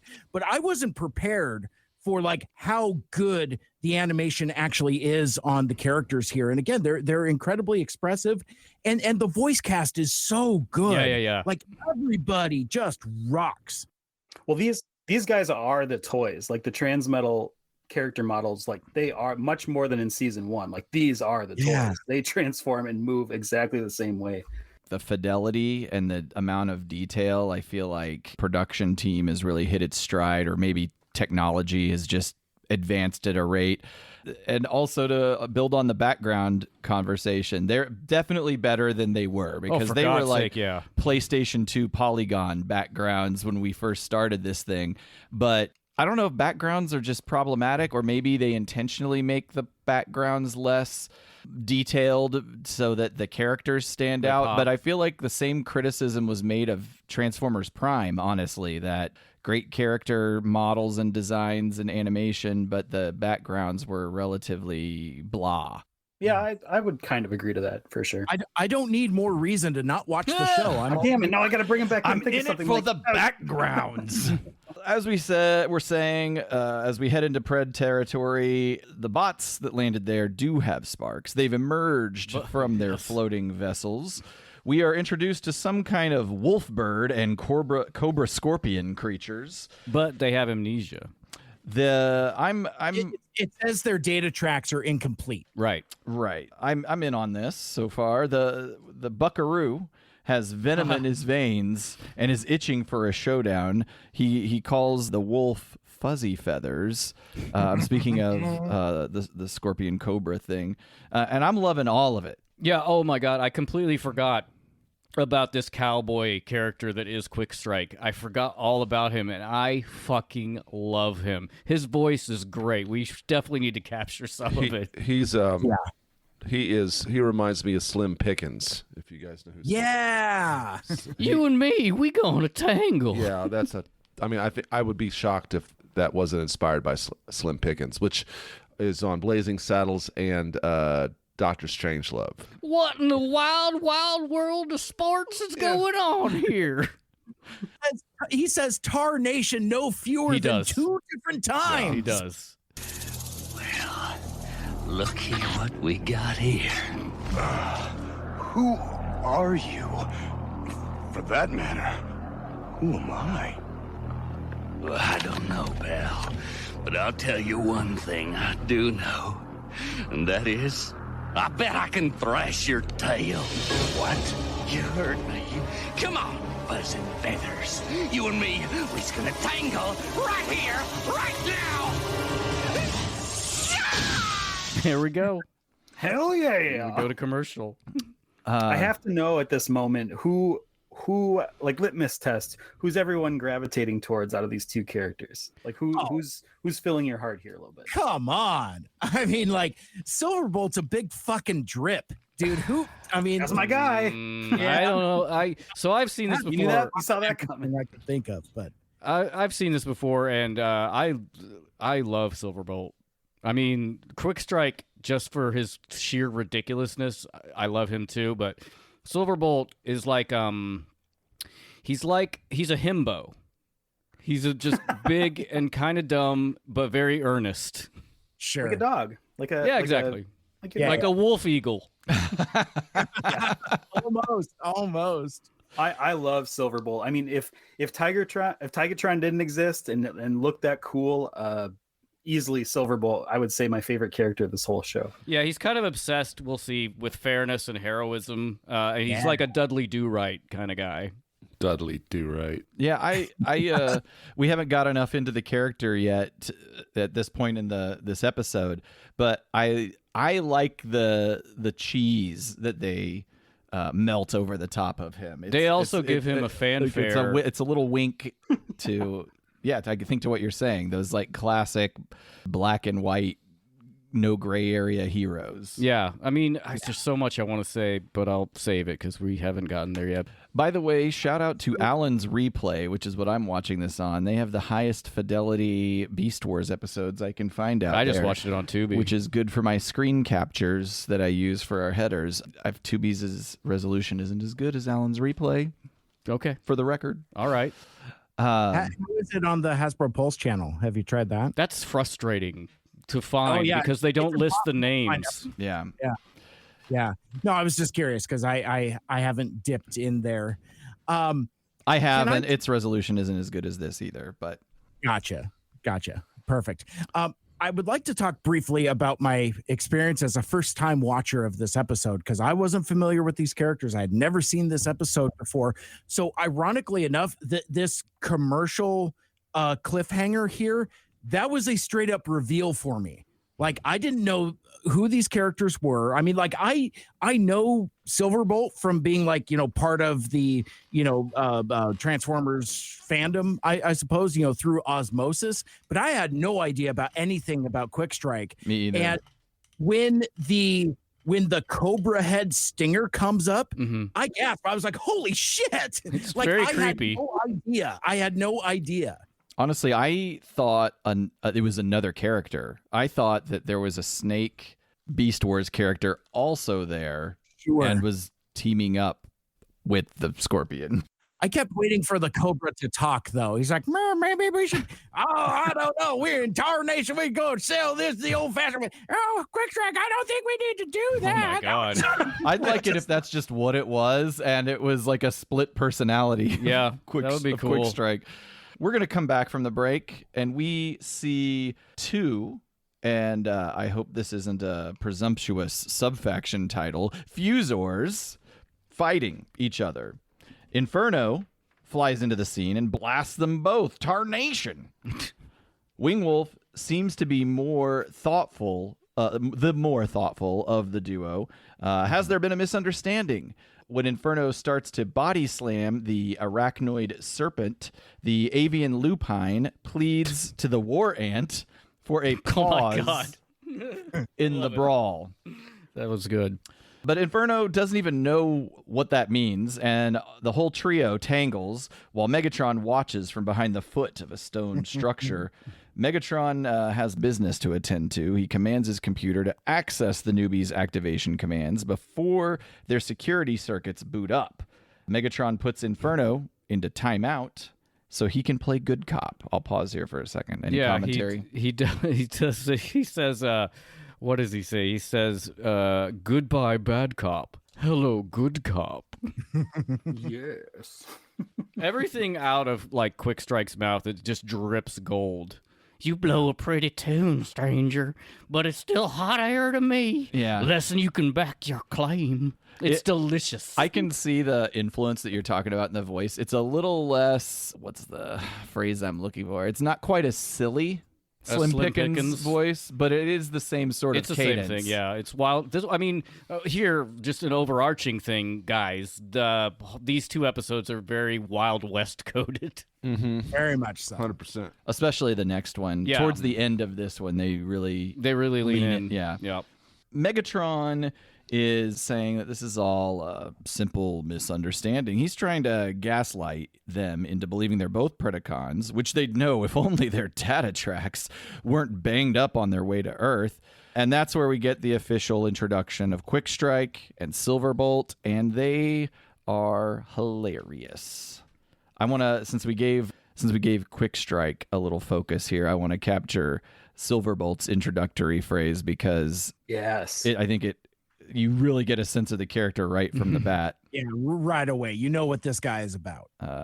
Pussy. Oh, God. I don't know about this Fuzors thing, but I'm definitely into coming. Strike, and good's got nothing to do with it.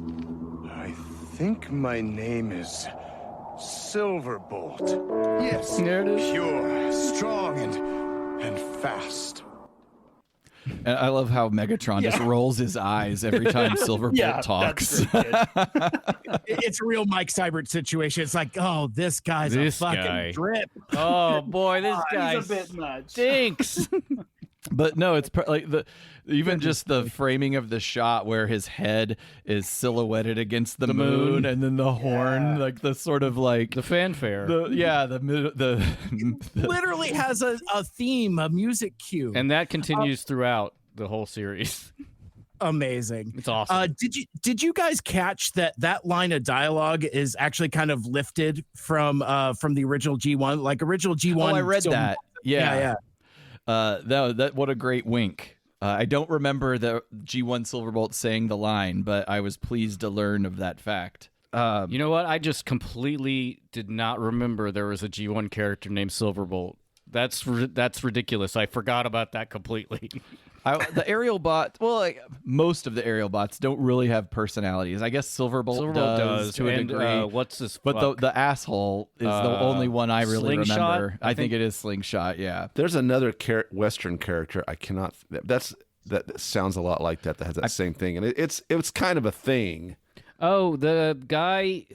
There's a character in Back to the Future 3 that has that kind of voice. It's the guy who voiced the Hound in Fox and the Hound. Yeah, let me find it.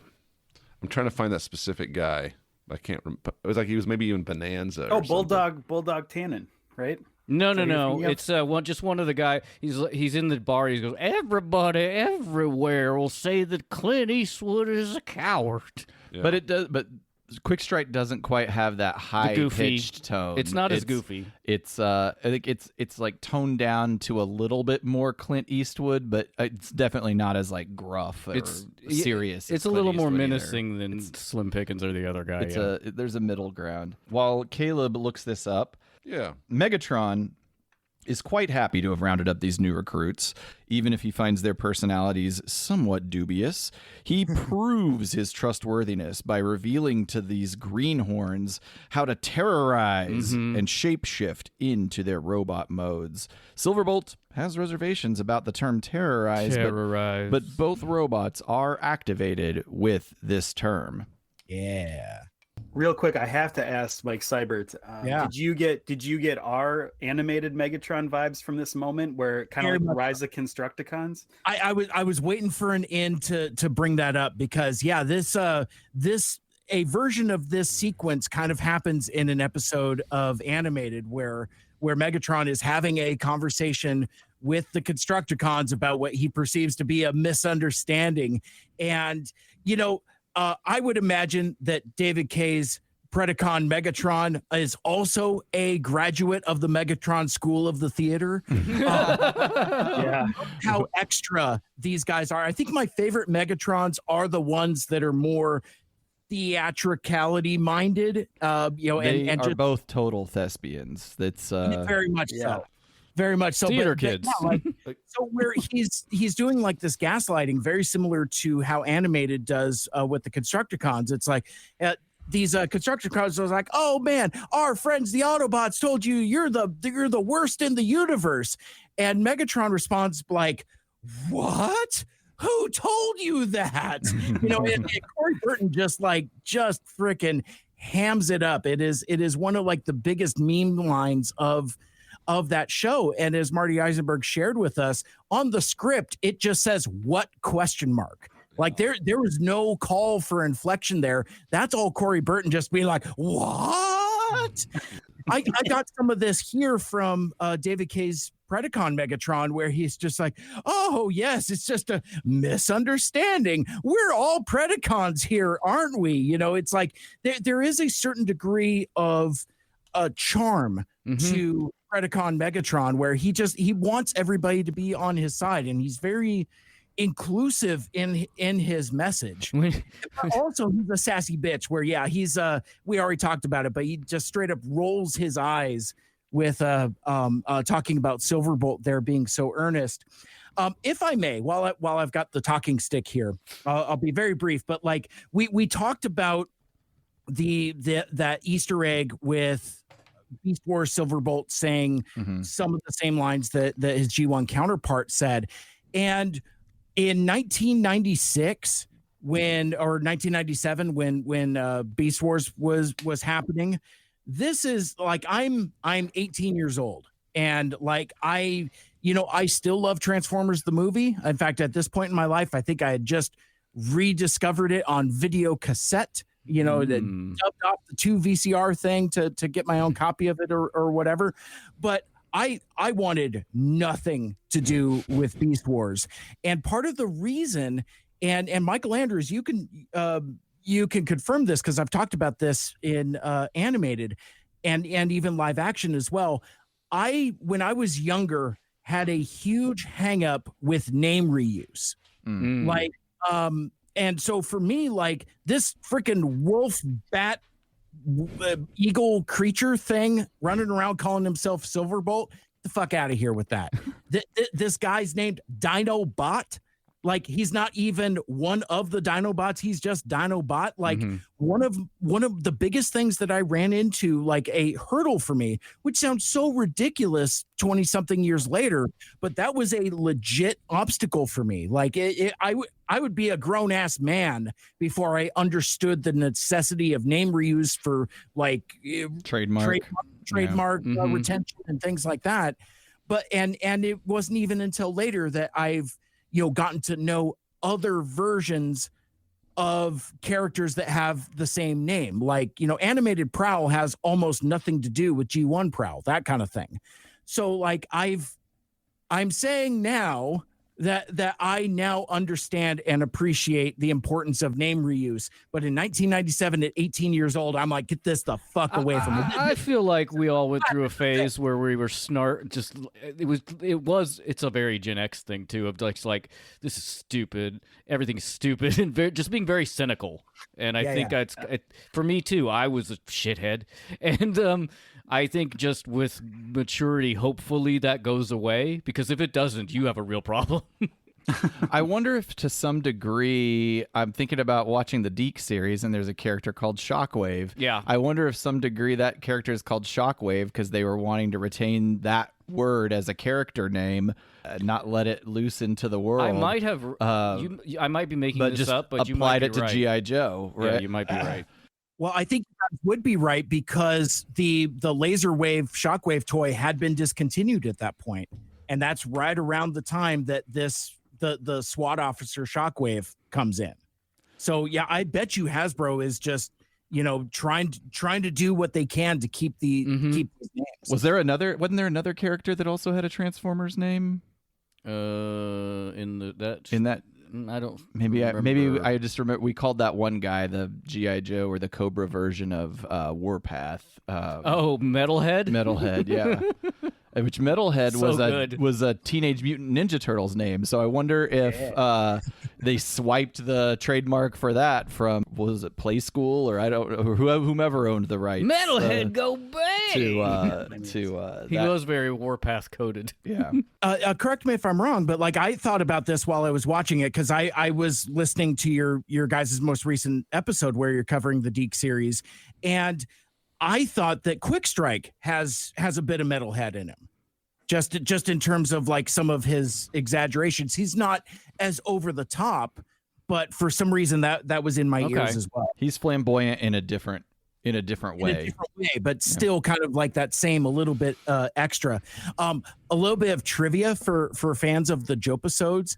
Did you know that the last episode of the Deke series, which is essentially the last episode of G.I. Joe, is a clip show featuring Metalhead?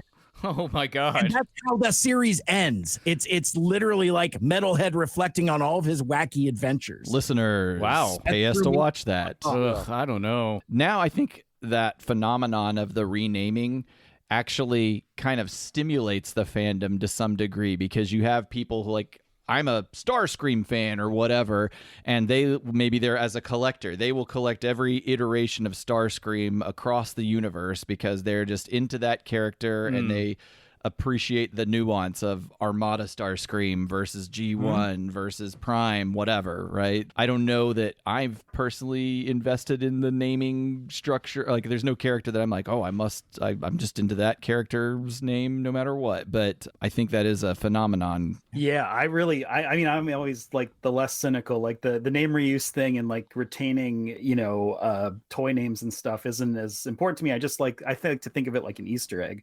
Like, I just hope that someone is just like, oh, I loved this character as a kid, now I want to bring him into this. Maybe that's right. My naivete showing. But I did want to bring it back because this is something you kind of talked about in your very first episode. Now we're kind of in this same world again. Are they choosing their names at this point? Do we?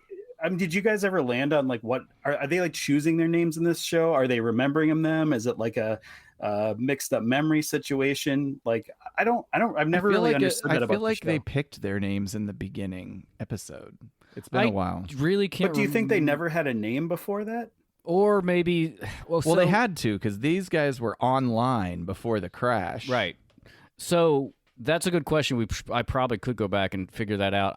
And Optimus Primal's such a legacy name. Like, that's such a connected to the lore of Transformers within the universe of Beast Wars that I would have to think he just had. Well, that name. is maybe it's like whenever a pope gets elected, they choose a different name.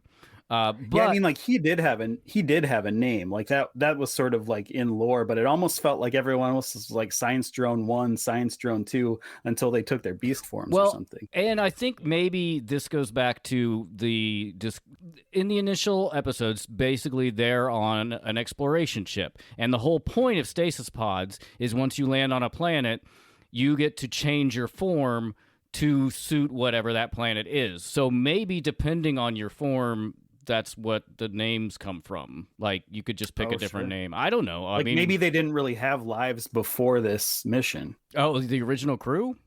Yeah. It seemed like they've been doing it a while.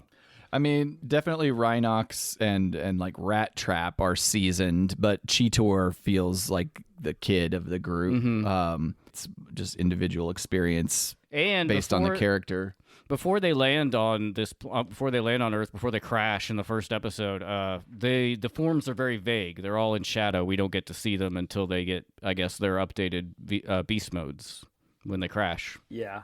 I think if anything, like a wish for this show is that the names would have almost been treated like call signs, or like, this is important to protect the mission. Let's all pick our names right now, and maybe there's a scene like at the very end of the show where they're like, I'm actually Larry, I'm actually Dave.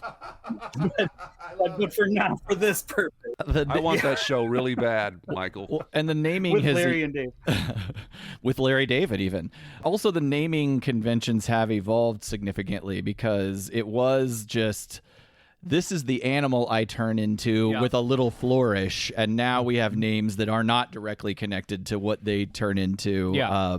And that are a little bit more like G.I. Joe tech spec code style. So I think maybe that just speaks to the evolution of the creation and the creators. But because but it's like, I'm a cheetah So I'm Cheetor, but how do you even fucking know what a cheetah is? Yeah. I think we have to write some off. As And why do being- you speak English? I think we have to write some off as just being. They named him that because that's what the toys are going to be. I mean, I think you'd have to write all of it off on that. Yeah. Yeah, Yeah, exactly. But I guess I want to bring up this contrast here because, Silverbolt says, "I think my name is," and there's that level of like, well, we sort of had our memory jumbled, so it almost points to him having a name before, or I think they had names before. He didn't go, "I'm choosing it now." It's like, I think I remember my name is. Right. Yeah, but he doesn't say I think I remember. He just says I think. Right, It right. could be almost like he is stream of consciousness. What is coming to me? What do I think I want? I think that was his name, and it's just because he didn't lose all of his memory, just most of it. I think that it's because Silverbolt in particular is not evocative of his form. I like. Oh, I think it is. Silverbolt, I mean, but he's He's He's silvery. a Wolf-eagle. But he's a silvery wolf. I guess. It's, yeah. what an opportunity, though, to be able to like rename yourself no matter what. Like You can do that. I'd be like, they'd be, anytime you want. I think my name is Big Dick. Big Johnson. I think a conservative's having a breakthrough here, folks. Hold on, hang in there. You can just rename yourself? He's like, well, there's this giant moon here. He's like, He's looking around at stuff. he's like, A what? giant silvery moon. My name is. Whereas I do think that that's kind of Quick Strike's thing. He's like, oh man, I'm short tempered. I got this Cobra thing. It's like it just kind of comes to him very quickly in a way that it's less ponderous than Right. Silverbolt. I feel like he makes decisions more quickly. I feel like his frontal lobe maybe isn't fully developed. I don't know.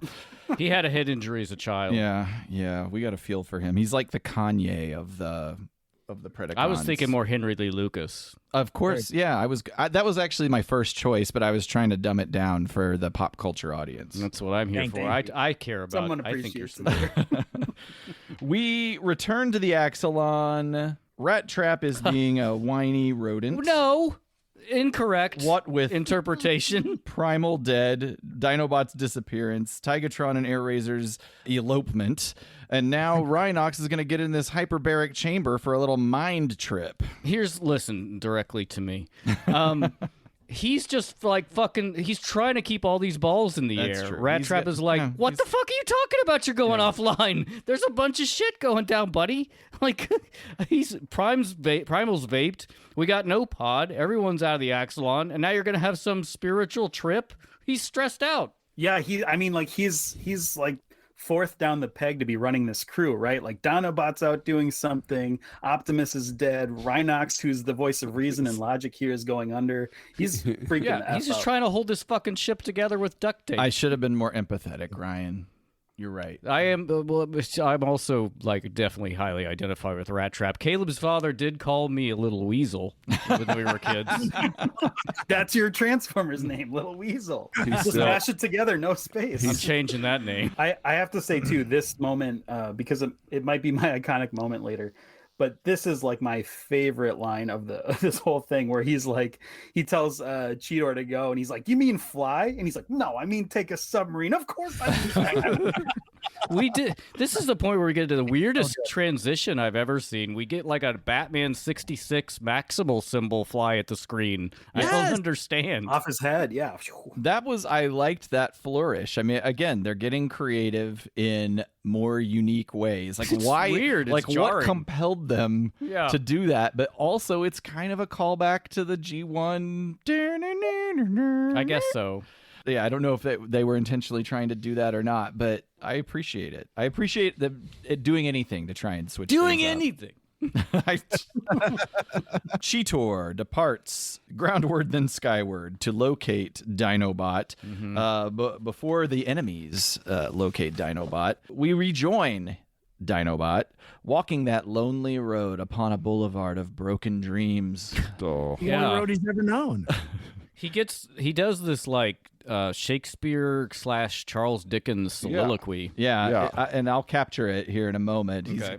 Golden records in hand, the reptile waxes Hamiltonian style about the nature of these artifacts, his place in the future, and the impact of using these discs to gain understanding of the future. And I do have a breakdown, but I think I'll just let him spin it. Okay. I think he says they can only be used once or something like that, Yeah. too. Well, How does he know that? well, let's listen to him and then we'll break it down. Okay, He explains it Thank you. very clearly. All right. Sorry, I just called you guys dumb. I didn't take it personally. Yeah, and I've just given up. To be or not to be, that is the question. These discs I hold are the record of what will be, or only of what may. For if the future is indeed immutably foretold, then my demise is but moments from that confirmation. For I could not live if not the master of my fate. But if the future can be changed, if these discs record merely one path of all the myriad ways the cosmos might conform, then their power is infinite, and yet still limited, for they could be used but once, and in that change be rendered fiction forevermore. Yeah. Yeah. I first of all, I love the Shakespearean dialogue. I think it just continues to. I think he's done this before. It just adds so much to his character. Like he's just not a insane brute or anything. I mean, Right. that's not ever how he really Right. comes off. But he has a code, and he's more learned than your typical Predacon or warrior ex-Predacon. poet. If you, as it were. Yeah. We share brain, Michael Andrews. I was about to literally say the same thing. It's almost like we've been doing a podcast together for 3 years. That's good shit. But basically, at least my interpretation of what he's saying is, if he uses if he has the power to change the future, as soon as he learns of his demise, then the discs are worthless, Right. Because Right. It's been changed. It's been now. changed, Yeah. and so any other information It's they what may Doc- have is no longer. It's what Doc Brown It's a told us fiction. at the end of Back to the Future 3, to bring that up again. He's like, the future is not written, so it's up to you, so make it a good one. Right. He hath the power to shatter the disc, yet he chooses restraint. He shall glean his fate, embrace the hour and the bot that may bring his end, and command the course of this strife, be it unto life's sweet breath or death's cold grasp. And then he Yay. tucks the discs under a rock. Yep. Yes, he does. And until next time, he becomes that Skeletor meme. He's just like, until next time, just leaves. It's the equivalent of like you put a key, you leave a key for yourself in case you lock yourself out of your own home. Under the mat. He puts them under the mat. Exactly. These are the most important artifact in the galaxy, but what if I just forget? get it under a I'll just put it under the rock. mat. So Ryan, you brought up the Back to the Future 3 thing, and Caleb, this might be a reference only for you, but like this kind of reminds me of the plot of Star Trek: Strange New Worlds, where in that Captain Pike basically learns his fate, Yeah. and then either has an opportunity to change it or to embrace it. And I couldn't help but feel that there's something very similar to what Dinobot is going through, because he has seen something. He knows where his journey ends, much like Captain Pike. And now Dinobot is choosing to, well, he sticks it under a rock to maybe come back to it later, but more or less, he's just like, I'm my own person. I make my own destiny. I can't let what might happen, or in some cases will happen, that it has to happen, rule my today. There's something very empowering about that type of character that knows, what their end is going to be and how that influences how they live their lives. Like, how differently would we live our lives if we knew the date and time, that kind of thing. It's fascinating stuff to pick at narratively. I well, I don't think I could say it any better than that, other than it is interesting to put in a character that knows their fate, but still has like a duty to, do things along the way that are honorable and make the best of the situation. I would love to know when I die, because then it's just easy breezy, baby. I don't think that's exactly Dinobot's motivation here. Like, I don't think he knows yet what's on the disc, and he is pondering whether he wants to find out or not. Yeah, I agree. But he's also saying, whether I find out or not, I'm in control, and if I do find out, then I might do something about it, or we'll just see what happens. I might find out, but I still have control, and with this extra knowledge, maybe that'll give me an upper hand or not, but I still am going to own my destiny regardless of what this disc says. There's a real quick thing about your Pike observation that is unique, in that Pike isn't a character that knows how he's going to die, and the viewer isn't really aware of it. That would give the viewer that would give us as the viewer like some sort of hope that would change. Whereas we know how Pike, not only we know how Pike's going to die, but we knew before anything the fate of Pike fundamentally at the beginning of the Star Wars universe. So we all just pretty much as a viewer agree that that's the way things are going to go. So we're just more curious on like, how's he going to handle this on the journey there? Yeah. Turns out he, with that information, he decides to change his hair and be more collaborative. He literally has his life is changed with that knowledge. He's like, I'm going to loosen up a little bit, that kind of thing. Yeah. Well, and to kind of suture Aaron's thoughts on it and Mike's thoughts on it. I think there's like a middle ground here where he hasn't watched the discs himself.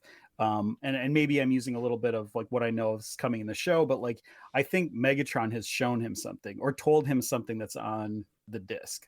So I think has Megatron seen the discs then? I think he's seen. Are we operating under that assumption that he's already absorbed it all? Because why would he care about the data tracks? Okay, go ahead. Well, I'm sorry. I without getting spoilery, I'm operating under the yeah, I also know what happens. Yeah. So I actually think what we're seeing here is a little bit of hinting at how someone as noble as Dinobot was brought into the fold of Megatron. I think Megatron had some leverage, or like, I know what happens here. You need to come along with me. And now he's sort of had this transformative journey through the season 1 of like, well, he's not that same guy anymore. He is still stuck here, but he's not that guy. Well, I look forward to seeing this unpacked in future episodes. Ooh. I will say that's never confirmed, so that's not a spoiler. Like that is just my reading pure into speculation later. But I think that I do think what we're seeing here is like this is how Megatron got him on the crew. Let's go back to the T Ranch. The nasty spider is alive. We know Bob Forward loves Frankenstein. This is very Frankenstein. And he is revealed to be a trans metal now as well. Everybody's getting abs, y'all. That's right. Yeah. I read an article, it costs $40,000 to get abs. No. So you got these fat guys with abs, these fat rich guys. With the I didn't even know that was an option. Yeah. Well, now I guess I'm not getting them. I've just decided. That's why we got to monetize the show. Black Arachnia holds him up at gunpoint, and she's like, "Back the hell up, Buster!" But the problem is that he still has a psychic link in her, That's and really can fucked still up. mentally control her and physically control her. At this point, Megatron pipes into the comms. He's happy to see that Tarantulas is back online. Less happy to see Waspinator. Nobody cares about poor Waspinator. He's like, everybody shut up, converge on my coordinates. We're going to finish the Maximals once and for all. Is this where he talks to the other priest? He's like, teamwork is the core of the Predacons, or something to that effect. I swear to God, I thought he was going to say teamwork makes the dream work, and I was going to throw my computer across the room because of any corporate speak. I hate that sentence more than anything. I love the modeling of his face. Later, I didn't remember this, but later in the show, Quick there's Strike. another character that has a very similar face. I wonder. I'm assuming the toy probably like the convention was that every toy had two robot faces, one more bestial and one more humanoid, and the Predacons tended to hang on to their beast faces in the show. So I'm wondering what his. I should have looked that up, and I didn't. Sorry, everybody. What his other face is? Yeah, what his other face looks like. Quick Strike. Face. I'm sorry. What are the like the toy, like the actual toy? Did they continue the convention with the toys of having the two faces? I don't think they did actually. I think that they kind of stopped that when it became fully Transformers. Kind of that first wave was the only one that had that feature. Here's where the episode starts to take an on-the-nose turn into old Western motifs with the ticking pocket watch, the haunting low echo of the steel guitar. Fuck yeah. And the tightly framed, steely resolved expressions on the faces of our heroes and villains as they face off and prepare for the final showdown. We get Dinobot and straight up bandoleros. It's awesome. Yep. Yeah, I was going to say I think we skipped 5 minutes of the show because like that was a spoiler alert. That was going to be my iconic moment where basically Dinobot goes back to the Axelon and is being all mouthy with Rat Trap. He's got a golden disc kind of hidden behind his back. Yeah, he and does. He drops like this rack of weapons, like it's that scene in The Matrix. That's what I thought of too. He's gonna need guns, lots of guns. Yeah, and he it basically builds up and bandoliers up, and he's looking like fucking Cable from the X-Men. Yes. Tell me you're a 90s character without telling me you're a 90s character, because it's like it's belts and pouches and guns. He's got more guns than he can carry. It's great. Yeah, this huge fucking rifle that he's carrying. It's awesome. Yeah. The Cobra assault cannon, bang bang. Yeah, thanks for bringing that up, because I don't know how I completely passed over that in my notes, because there's a whole, I must have accidentally deleted something, because there's a whole chase sequence between Cheetor and Silverbolt, where Cheetor is I think he's making his way back to the Axelon at this point. Dinobot shows up out of nowhere. Cheetor was there to go try and regroup with Dinobot, but Dinobot gets back to the base just fine on his own. And then, yes, everything you said, the arsenal that flips it. It's like pull the book in your study, and then it flips over around, and there's just a whole rack of guns. So great. Well, this is something I really love about Dinobot in this show, is that there's, actually Optimus kind of hints at it in the first season, but there is sort of this, like, he's second in command, unofficially, like technically he can't be, right, because he's a reformed Predacon, but at the same time, like, Optimus, in season 1 puts him in charge of a lot of things, and when he comes back to the base, he's just like, he just kind of looks around, he sees the situation, he sees Optimus out, Rhinox is under, I'm in charge, Predacon's it can't be coming. Rat Trap. It's not going to be Rat Trap, Yeah. so it's got to be me. So yeah, I love that he takes control in in a good way. Instead of him being, I think a season 1 Dinobot would have seized this opportunity to take control of his ship, make it more about himself, and now he's just kind of on the team. Well, and it plays to his natural tendency is always to take action, even in times when it's not appropriate. Primal or somebody will bring him back a little bit. But in this moment, at this time, that is all they can really do. Yeah. Is get the guns and go stall the bad guys while Rhinox finishes his journey. Whatever the shit he's doing. Right. For sure. And talk about the character growth on Dinobot between season 1 and now, because like you guys talked about in your early episodes, Dinobot is kind of Starscream coded in a way. It's like, oh no, Optimus Primal has stubbed his toe. I shall now take command of the Maximals. And here in the aftermath of aftermath, there is a power vacuum, and Dinobot, to his credit, doesn't try to assert control. He kind of defers to Rat Trap a bit. It's like, he's got his whole things with the discs and the guns and all this other stuff, but he's not saying like, I should now be in charge. This is kind of like a collaborative team of where I would think this is kind of how it would happen in like an actual military type of situation where it's like we're kind of on our own, we're kind of rudderless. Let's kind of band together and try to figure this out as a group. Nobody's really the leader. We're just trying to figure it out and stay alive. To build on that, there is some level of treachery in Dinobot in those early episodes. But I also wonder if, as a character, he's kind of a lone wolf, because he was a Predacon, but it seems like he was maybe a resistant Predacon, and most of those guys are stupid. Maybe Megatron is the only person that's intellectually at his level, and it's almost like he's so not good at working with others that, and he is so intelligent that his assumption is that he should lead.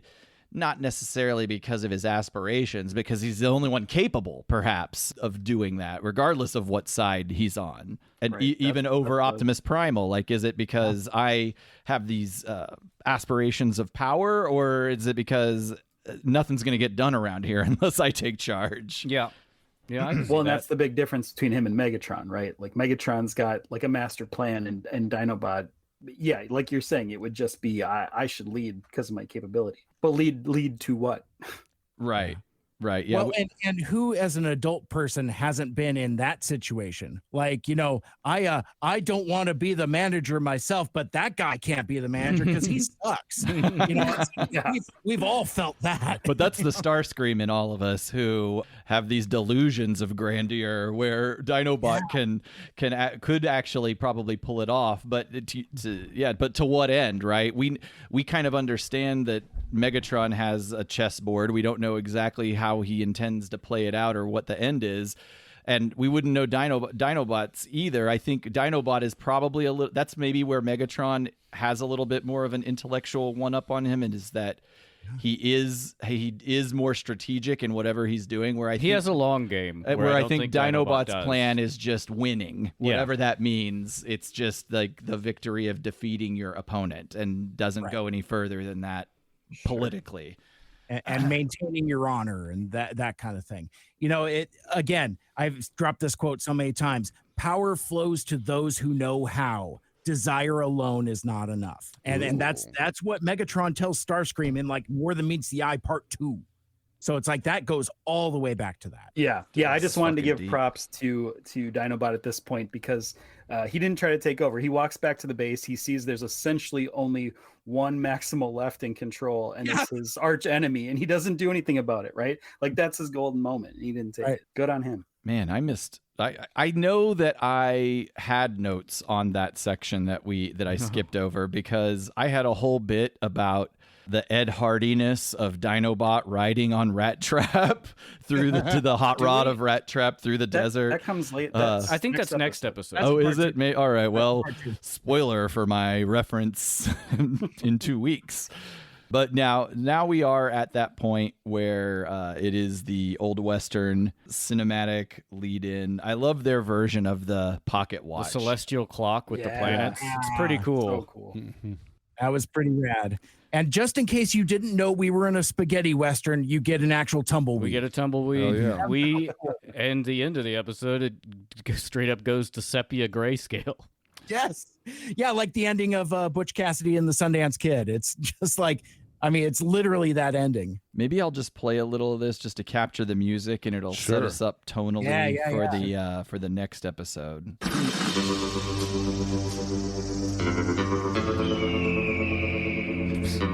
Eagle calls.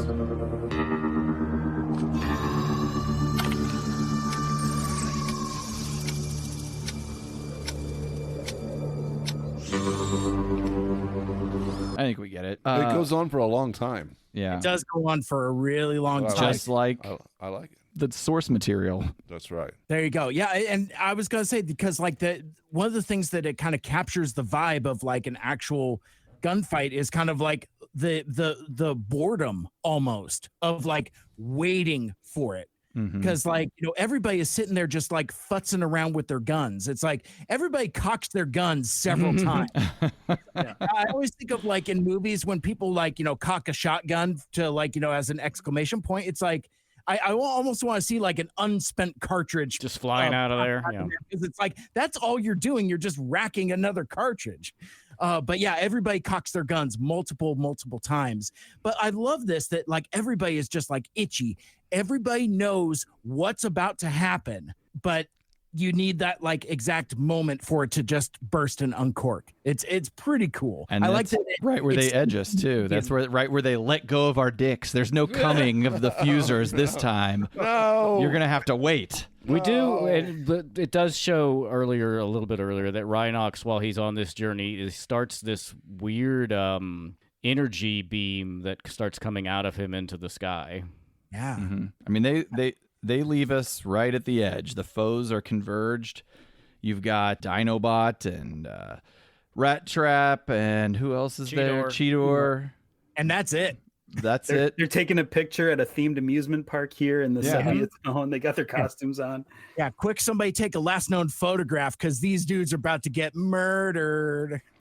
Well, that is the end of the episode proper. I will transition real quickly into a little post-show activity around Silverbolt. Okay.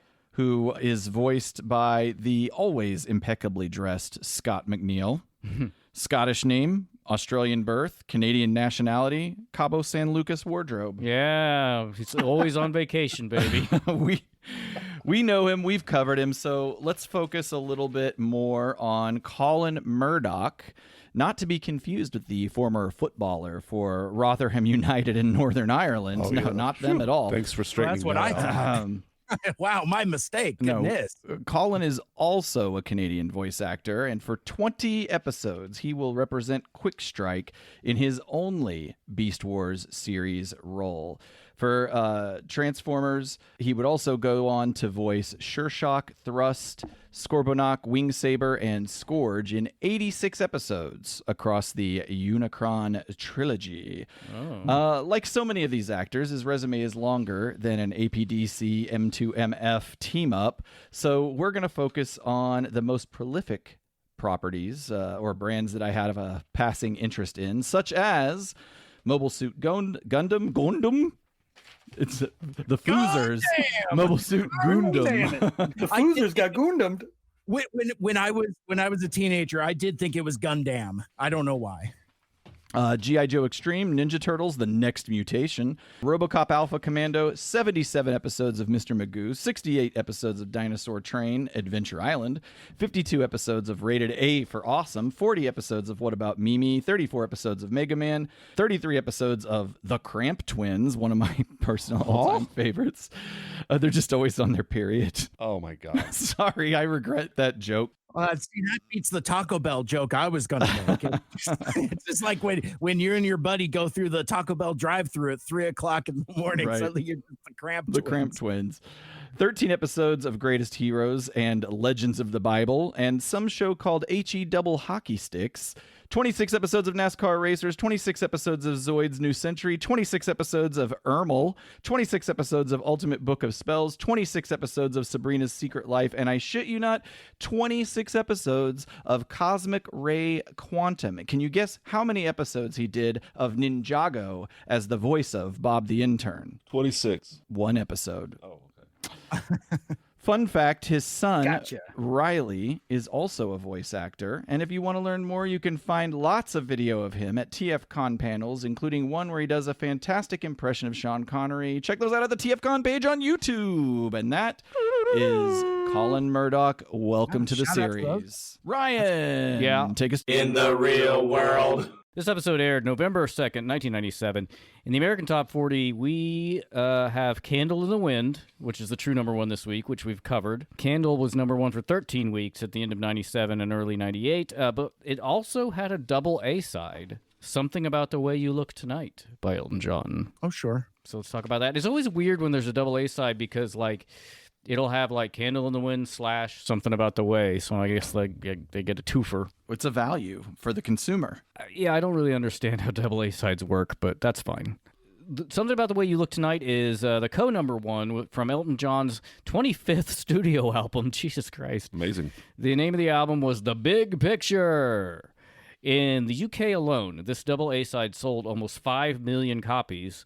And in the U.S., Candle and Something About the Way You Look Tonight charted separately, the latter peaking at number 2 and Something spending 10 weeks at number 1. And according to Wikipedia, Billboard magazine said that this song was grandly executed ballad that washes John's larger-than-life performance in cinematic strings and whooping choir-styled backing vocals. An instant fave for diehards. This single will bring kids at the top 40 to the table after a few spins. I don't know what that means. It's a very strange sentence. After this song, Elton John did not reach the #1 spot in the U.S. contemporary chart for 24 years until his collaboration with Ed Sheeran, Merry Christmas, reaching #1 for 5 weeks in 2021. Weird.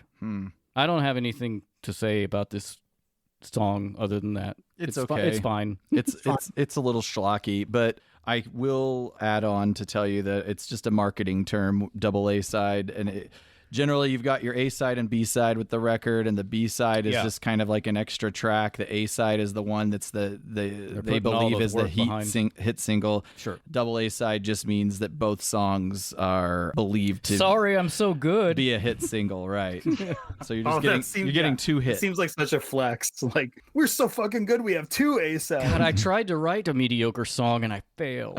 #1 at the box office. I Know What You Did Last Summer is our true #1 for this week, which reminds me, I had a little thing. There was something else that Ant from TFU wrote at the end of his talk about the Fuzors. He said, spot on points about Jennifer Love Hewitt. You guys missed a chance to line up with the new sequel coming out this week. And yes, I guess we did. I did not see this. I've not seen the sequel, but I haven't seen it either. But yeah, I was amongst the fans yelling at their radios when that. I'm like, because you're just like, oh yeah, there was like sequels or some shit. Do you watch any of that stuff? No, I didn't watch any of that. I'm like, there's a fucking reboot in theater today. Completely, yeah. That's why we're bad at marketing. Yeah, we're gonna get that. I Know What You Did money.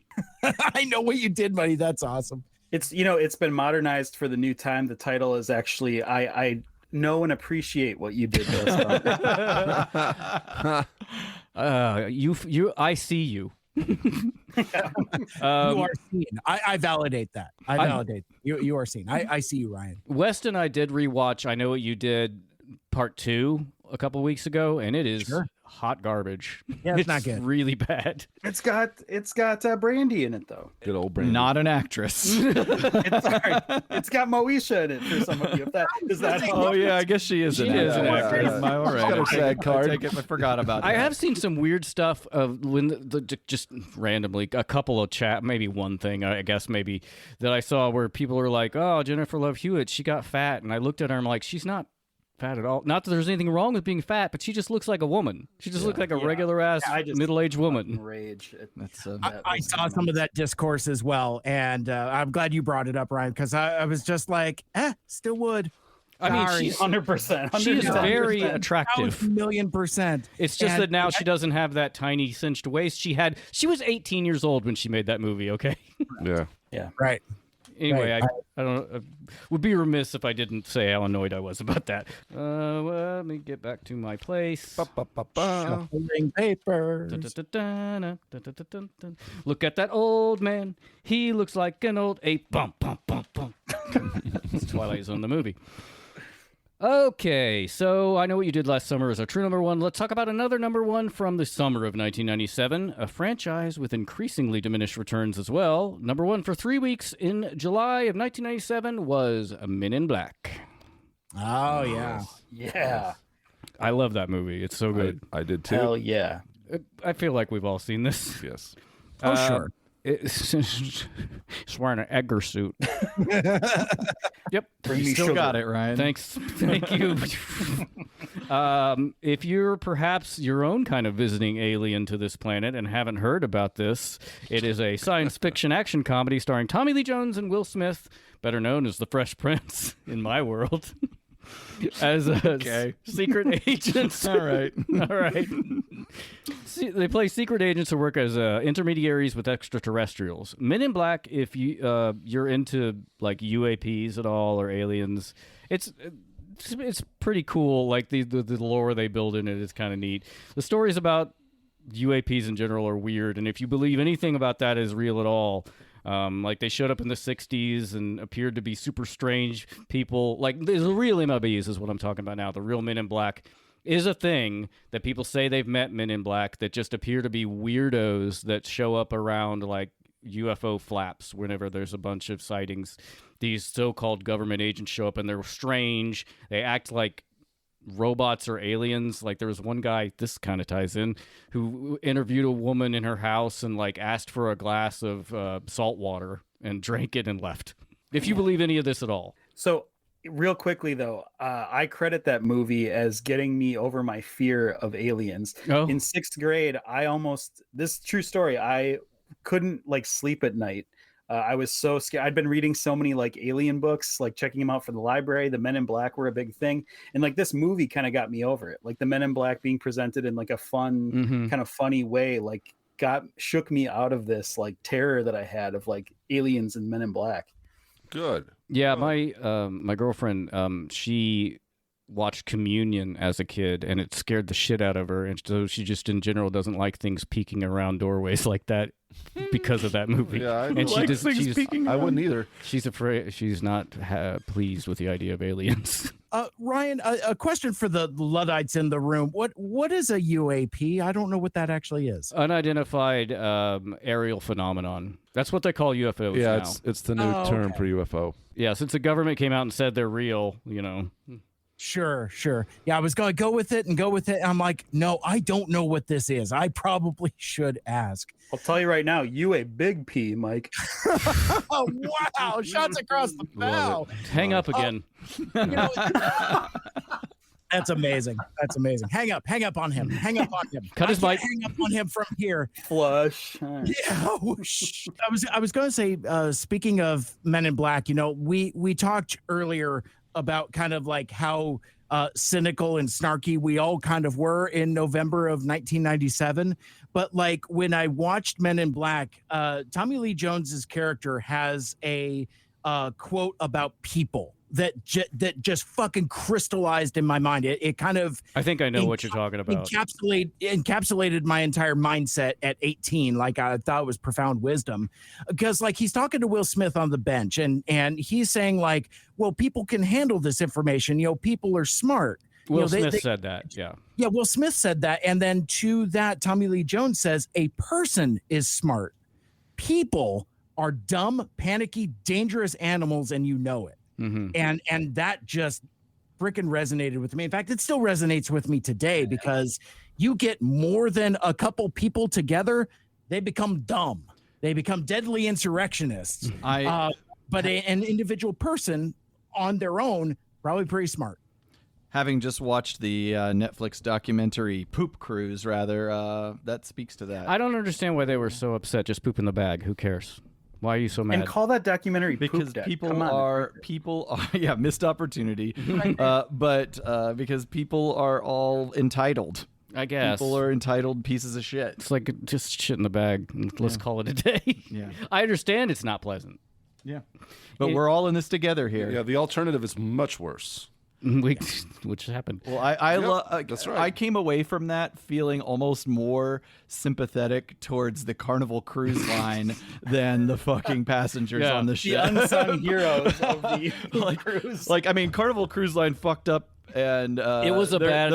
They're clearly not taking care of their assets, and that's the start of the whole problem. But the people did not help themselves out. Well, the staff was great. The staff did the best they could. The staff on the ship are the heroes of the story. Opening the bar was a mistake. That was a stupid idea. I don't think it's a bad idea, but I think it's not open bar. It's 2 or 3 drinks. Yeah. Give them 2 or 3 drinks, pacify them. Do not let them get fucked up. And that was a problem. We are also dealing with people who chose voluntarily to take a cruise. So already there's a problem. My sister takes a lot of cruises. And a Carnival cruise at that. Yeah. Let's get back to this movie. MIB was originally a comic book series optioned in 1992 by producers Walter F. Parks and Laurie McDonald. The film was directed by Barry Sonnenfeld, who also directed the fantastic Addams Family movies, in addition to Get Shorty and Wild Wild West. Ha ha! Wild, Wiki Wild. Hey, but it's relevant. We're in the Wild Wild West. In addition, that's true. Giant spiders. That's funny, actually. I didn't even think of that. In addition to Oh, just speaking. Sorry for all these tangents, but Wild West just made me think of Kevin Smith's story about the giant spider that they wanted him to put in Superman. Thank you for picking up on that. I only had to say it 3 times for it to work. I'm like, and giant spiders, and giant spiders. Yeah. Which incidentally, Nicolas Cage as Superman gets to fight the giant spider in that Flash movie that nobody saw. I saw it. We watched it. I didn't hate it. It was not good, but I didn't hate it. It was fine. I feel like the only reason anybody would like, I haven't seen it, but would like it is because of Michael Keaton being in it and the references to things like the Kevin Smith movie. Yeah. I mean, like the unfulfilled dreams of mullet Nicolas Cage Superman. Well, since we're 2 tangents deep, sorry, Ryan, we're a tangent on top of a tangent. I don't remember if I've told this story here, but like during a screening, the press screening for the Flash movie, I had the opportunity to. I would think normal people would think this would be embarrassing themselves. I did not. My friends became embarrassed on my behalf. Spoiler alert for the end of the Flash movie, where it's a cavalcade of cameos like the aforementioned Nicolas Cage. Yeah. Superman and stuff, but they through ghoulish computer technology resurrect Christopher Reeve. Yeah. So he shows up and I yell at the top of my lungs in a crowded movie theater. I'm like, "Oh, fuck you!" And where like the people I were with just like they're like, "I wish I was dead," and I'm like, that way. I would have been like, my friend could have showed some restraint there. I think you're right. I think your sentiment's right on. Show any restraint ever? Restraint, much like brevity, is not my first best strength. Sure. In addition to Tommy Lee Jones and Will Smith, the movie stars Linda Florentino, Rip Torn, and Vincent D'Onofrio in an amazing role. He's so good in it.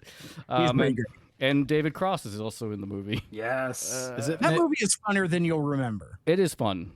Linda Fiorentino, also a member of the Kevin Spacey universe. What? Nope. Oh, that's not her? That's in Dogma? Who's the lead actress in Dogma? I think you meant Kevin Smith. Oh, did I say the Kevin Spacey universe? Sure did. Ooh. Sure did. Ooh, you don't want to visit that planet. Yes, she too was allegedly abused. What a hilarious mistake. Well, unfortunately, where your head is always at came out on the show. I just respect him so much. I have to cut out every episode where he starts to talk about Kevin Spacey. There's a little American Beauty inside of all of us, is all I'm trying to say. Sometimes a little bit more. This episode recap is next episode is gonna start with like, well, and Kevin Spacey first and foremost. Yes. I just feel like that a lot of people didn't take into account that, you know, maybe we were quick to judgment on Kevin Spacey. So this soundtrack featured the titular MIB song by Will Smith, of course. And I didn't realize this, but according to Wikipedia, Men in Black did not chart on the Billboard Hot 100 because it was not released as a commercial single in the United States. At the time, only songs that were commercially released as singles were eligible, but it did top the chart in airplay. And I found this critical reception by Larry Flick from Billboard that made me laugh and is very stupid. Remember when Will Smith was known as a rapper? That seems like a lifetime ago, doesn't it? Well, he returns to music in excellent form on this lighthearted theme song from the soundtrack to his new movie of the same name. It is a song that perfectly encapsulates the charisma of Will Smith at that time. Yeah. Like the kind of music he was like firmly in that pop rap genre that he kind of created and owned. For this one he sampled the chorus from the Forget-Me-Nots by Patrice Rushen. The line "to help you remember" is changed to "they won't let you remember" in reference to the memory erasing neuralizer. Missed opportunity for Weird Al Yankovic, going back to Wild Wild West. He could have come up with a song called the "A Wild Wild Vest." And you think that's Weird Al caliber? Written it about, Scott McNeil's wardrobe. Or How about Wild Wild Pest? Could be about John Leguizamo in that movie. Yeah. Anyway, Weird Al. It was a missed opportunity for Weird Al Spacey to go ahead and make it. But this is kind of like the beginning of the end of the the soundtrack to the movie is just the plot of the movie. Like, you know, Right. ironically enough, Yeah. bring it back to Wild Wild West again. But like, you know, I think that's maybe the end of the end, where like the single, the chart topping song is actually like the plot of the movie. It's like, I mean, I can't think of any movie after that that has that. Whereas like in the 80s and even the early 90s, it was ubiquitous. That was with the that. It's thing. like, this is the movie. We're having a movie. We're singing about the movie, and the movie happened. I think the turtle power was the first T-U-R-T-L-E my first memory power. of that phenomenon. And I remember being so enraged because the lyricist or the rapper, if they are also the lyricist, Raphael, he's the leader yes. of the group. Yep. Oh my god. Yep. What the do you turtle at all? Do you even turtle, Even bro? turtle, bro? Yeah. Not anymore. Jinx. I took care of that situation. Oh God. So MIB broke Independence Day's, also with Will Smith, $50.2 million weekend record for the highest 4th of July weekend debut, clocking in at $51 million. And I think that 1-2 punch of Independence Day and MIB kind of solidified Will Smith as an actor. Was on a run. Oh yeah. He Yeah. was unstoppable. I'm not super crazy about the sequels to it. 2 was okay, I guess, but I haven't seen 3. It's not. I was gonna say, kind of to your earlier point, they kind of got away from what made the first one cool, which was like that world building and lore. They kind of got too involved in like, you know, like internal Men in Black affairs, I guess. It got too political. It went woke. Went woke. that's the real world. I think that's actually something they said about that international. Now that I say that out loud, good Lord, that's embarrassing. Oh, that's right. Yeah, I like that one actually. I haven't seen it. Well, Ryan, have you got any? Deviations. A little bit. This episode was directed by Steve Sachs, S-A-C-K-S, and on TF Wiki it says, Steve Sachs is a Canadian director. In addition to Beast Wars, he also directed episodes of Action Man and Viva Pinata. And no, apparently he's not the second baseman who was busted for every unsolved murder ever committed in New York City by the corrupt Springfield Police Department. This is in TF Wiki. It says this. That was Steve Sachs. Did Anthony TFU write that joke? I swear to Christ, that's something he would say. Steve Sachs, this is the baseball player was Steve Sachs SAX, and I tried digging into this. First of all, I have no idea what Springfield they're referring to. There's like 20 of them, but I couldn't find any information about this from a cursory search, and I didn't want to spend my whole afternoon on it. But on Steve Sachs, the baseball player's Wikipedia page, I did find something that made me laugh, called Steve Sachs syndrome. Though never regarded as one of the top fielding second basemen in the league, Steve Sachs inexplicably became incapable of making routine throws to first base in 1983, committing 30 errors that season. This is referenced to in baseball terminology as Steve Sachs syndrome, the fielder variant of Steve Blass disease, named after the Pirates pitcher who suffered a similar breakdown of basic mechanics, also known as the yips. As his accuracy suffered, fans sitting behind the first base dugout began wearing batting helmets to mock protection. That's pretty funny. Teammate Pedro Guerrero, an outfielder pressed into service at third base in 1983, once reportedly stated that his first thought whenever he was in the field was, I hope they don't hit it to me, while his second thought was, I hope they don't hit it to Sachs. And as for the director of this episode, Beast Wars episode, the final scene of the episode is a big ol' homage to spaghetti westerns, obviously, down to the music cues, genre conventions, and of course, the tumbleweed. The idea for this came from director Steve Sachs during the first drafting of the episode script by Bob Forward, who was fond of spaghetti westerns and liked the idea so much he rewrote the episode to incorporate it. That is all I had for script deviations. Very nice, very nice. Well, how about we rate the scheme? Let's do a quick round table. Well, what do we think the scheme actually is? Is it for the Fuzors to come? Do you have to work at the titular Fuzors? Everybody is just kind of has their own scheme. I think we'd have to go with Megatron's because his is the only one that has like a forward momentum, except for Rhinox. But so success. He recruited some people. He's doing really well. Yeah, he's gaslit and lit them very well. I'll give it. Yeah, I was gonna say it's good on his part because he realizes it's a numbers game. He's got to get these troops. It's we need more than the other guys at this moment, and he just goes right to them and recruits them. And he's successful. Yeah, I'll give it an 8. As will I. My vote is also 8. I guess for. So okay, we can. I'm the ghost of the iconic moment. Yeah, not so for me. I'll go first. I'm going first. All right, the mic has been given to me. I don't think it's so much a moment, but that transition to the whole good, bad, ugly is just killing it for me. And not just the thematic element, but just how it's executed. Like the cinematography, the music. Yeah. And we've talked about how the graphics have improved over time. And I don't know if the show just took a giant leap in season 2 or technology I think they got more money. Or the shot composition, the camera angles, the lighting. All of it is just amped up. The visual language of the show is just more sophisticated. Yes, it's very chef kiss. I also wrote the sepia-toned outro. And now that I rewatched it, like that clock, that pocket watch is just awesome. So cool. It's so cool. It's so cool. They didn't have to do that, but they did.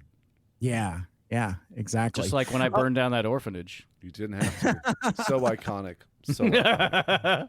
So for me then, I guess I mentioned it earlier, but I'm gonna change it up. Originally my iconic moment was the guns, lots of guns, Dinobot becoming Cable from the X-Men and all the, he's got literally the Pancho Villa bandolier belts. It's freaking awesome. But I'm going to change it up. For the iconic moment, because it's a line of dialogue that still sticks with me. It's the titular coming of the Fuzors, where basically Quick Strike and Silverbolt first are interacting with Megatron, and it's the whole Terrorize sequence where Quick Strike immediately chooses violence, and he's just like, this is what I'm about, this is great. But then Silverbolt has this terrific line, where after he reluctantly says terrorize and transforms into his robot mode, and he's just like, I just don't like the taste of that in my mouth.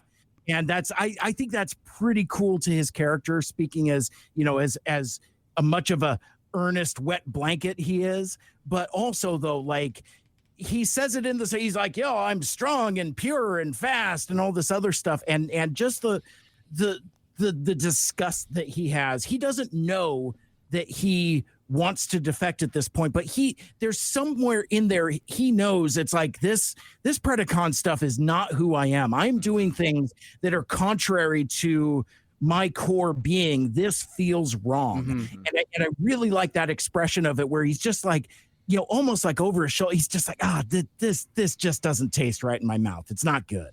Yeah, well, it transcends his, whatever's wrong with his data tracks and memory, right? Yeah. It comes through that still, and he can't do it.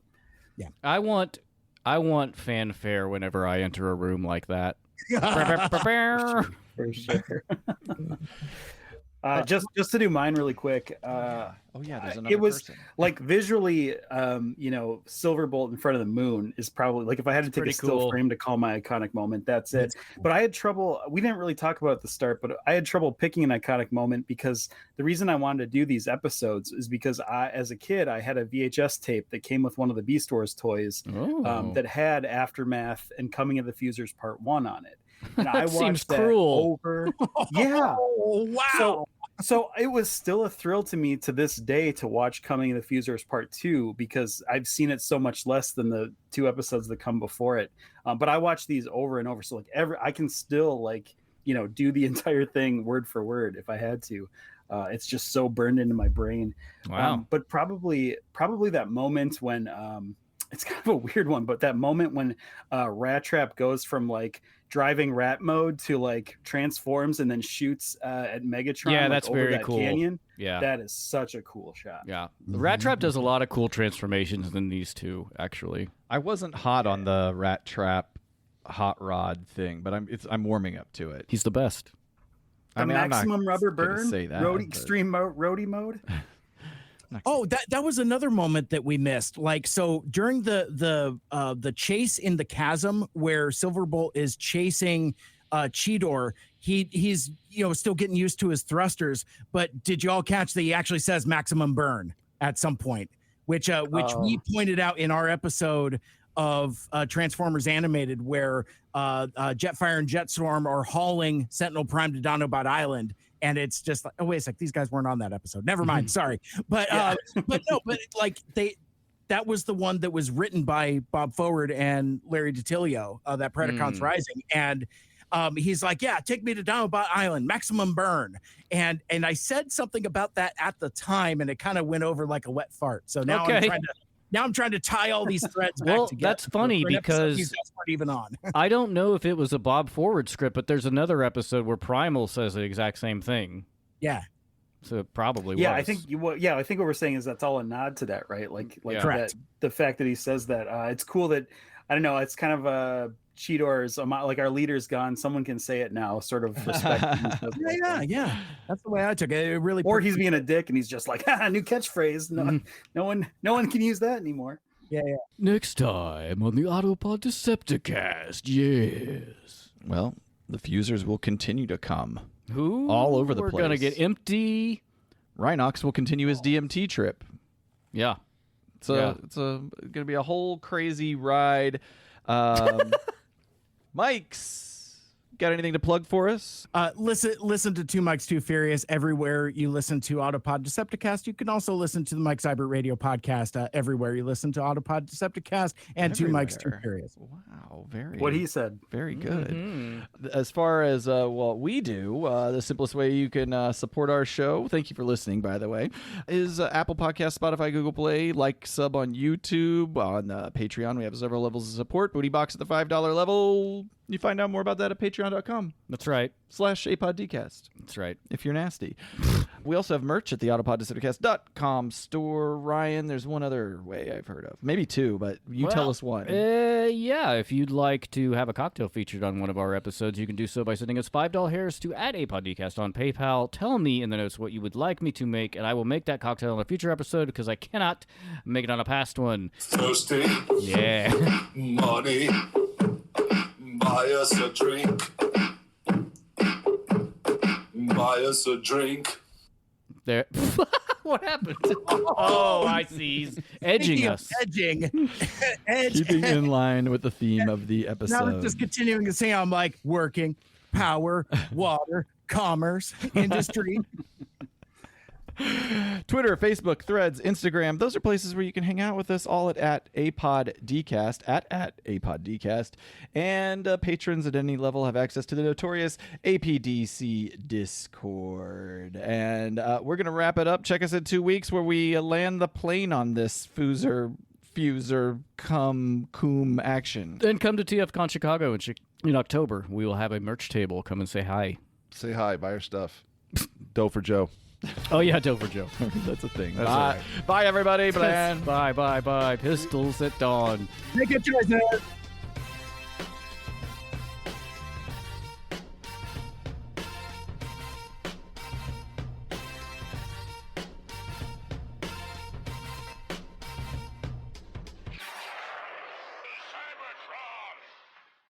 Cells is the sponsor of Autopod Decepticast. Yes.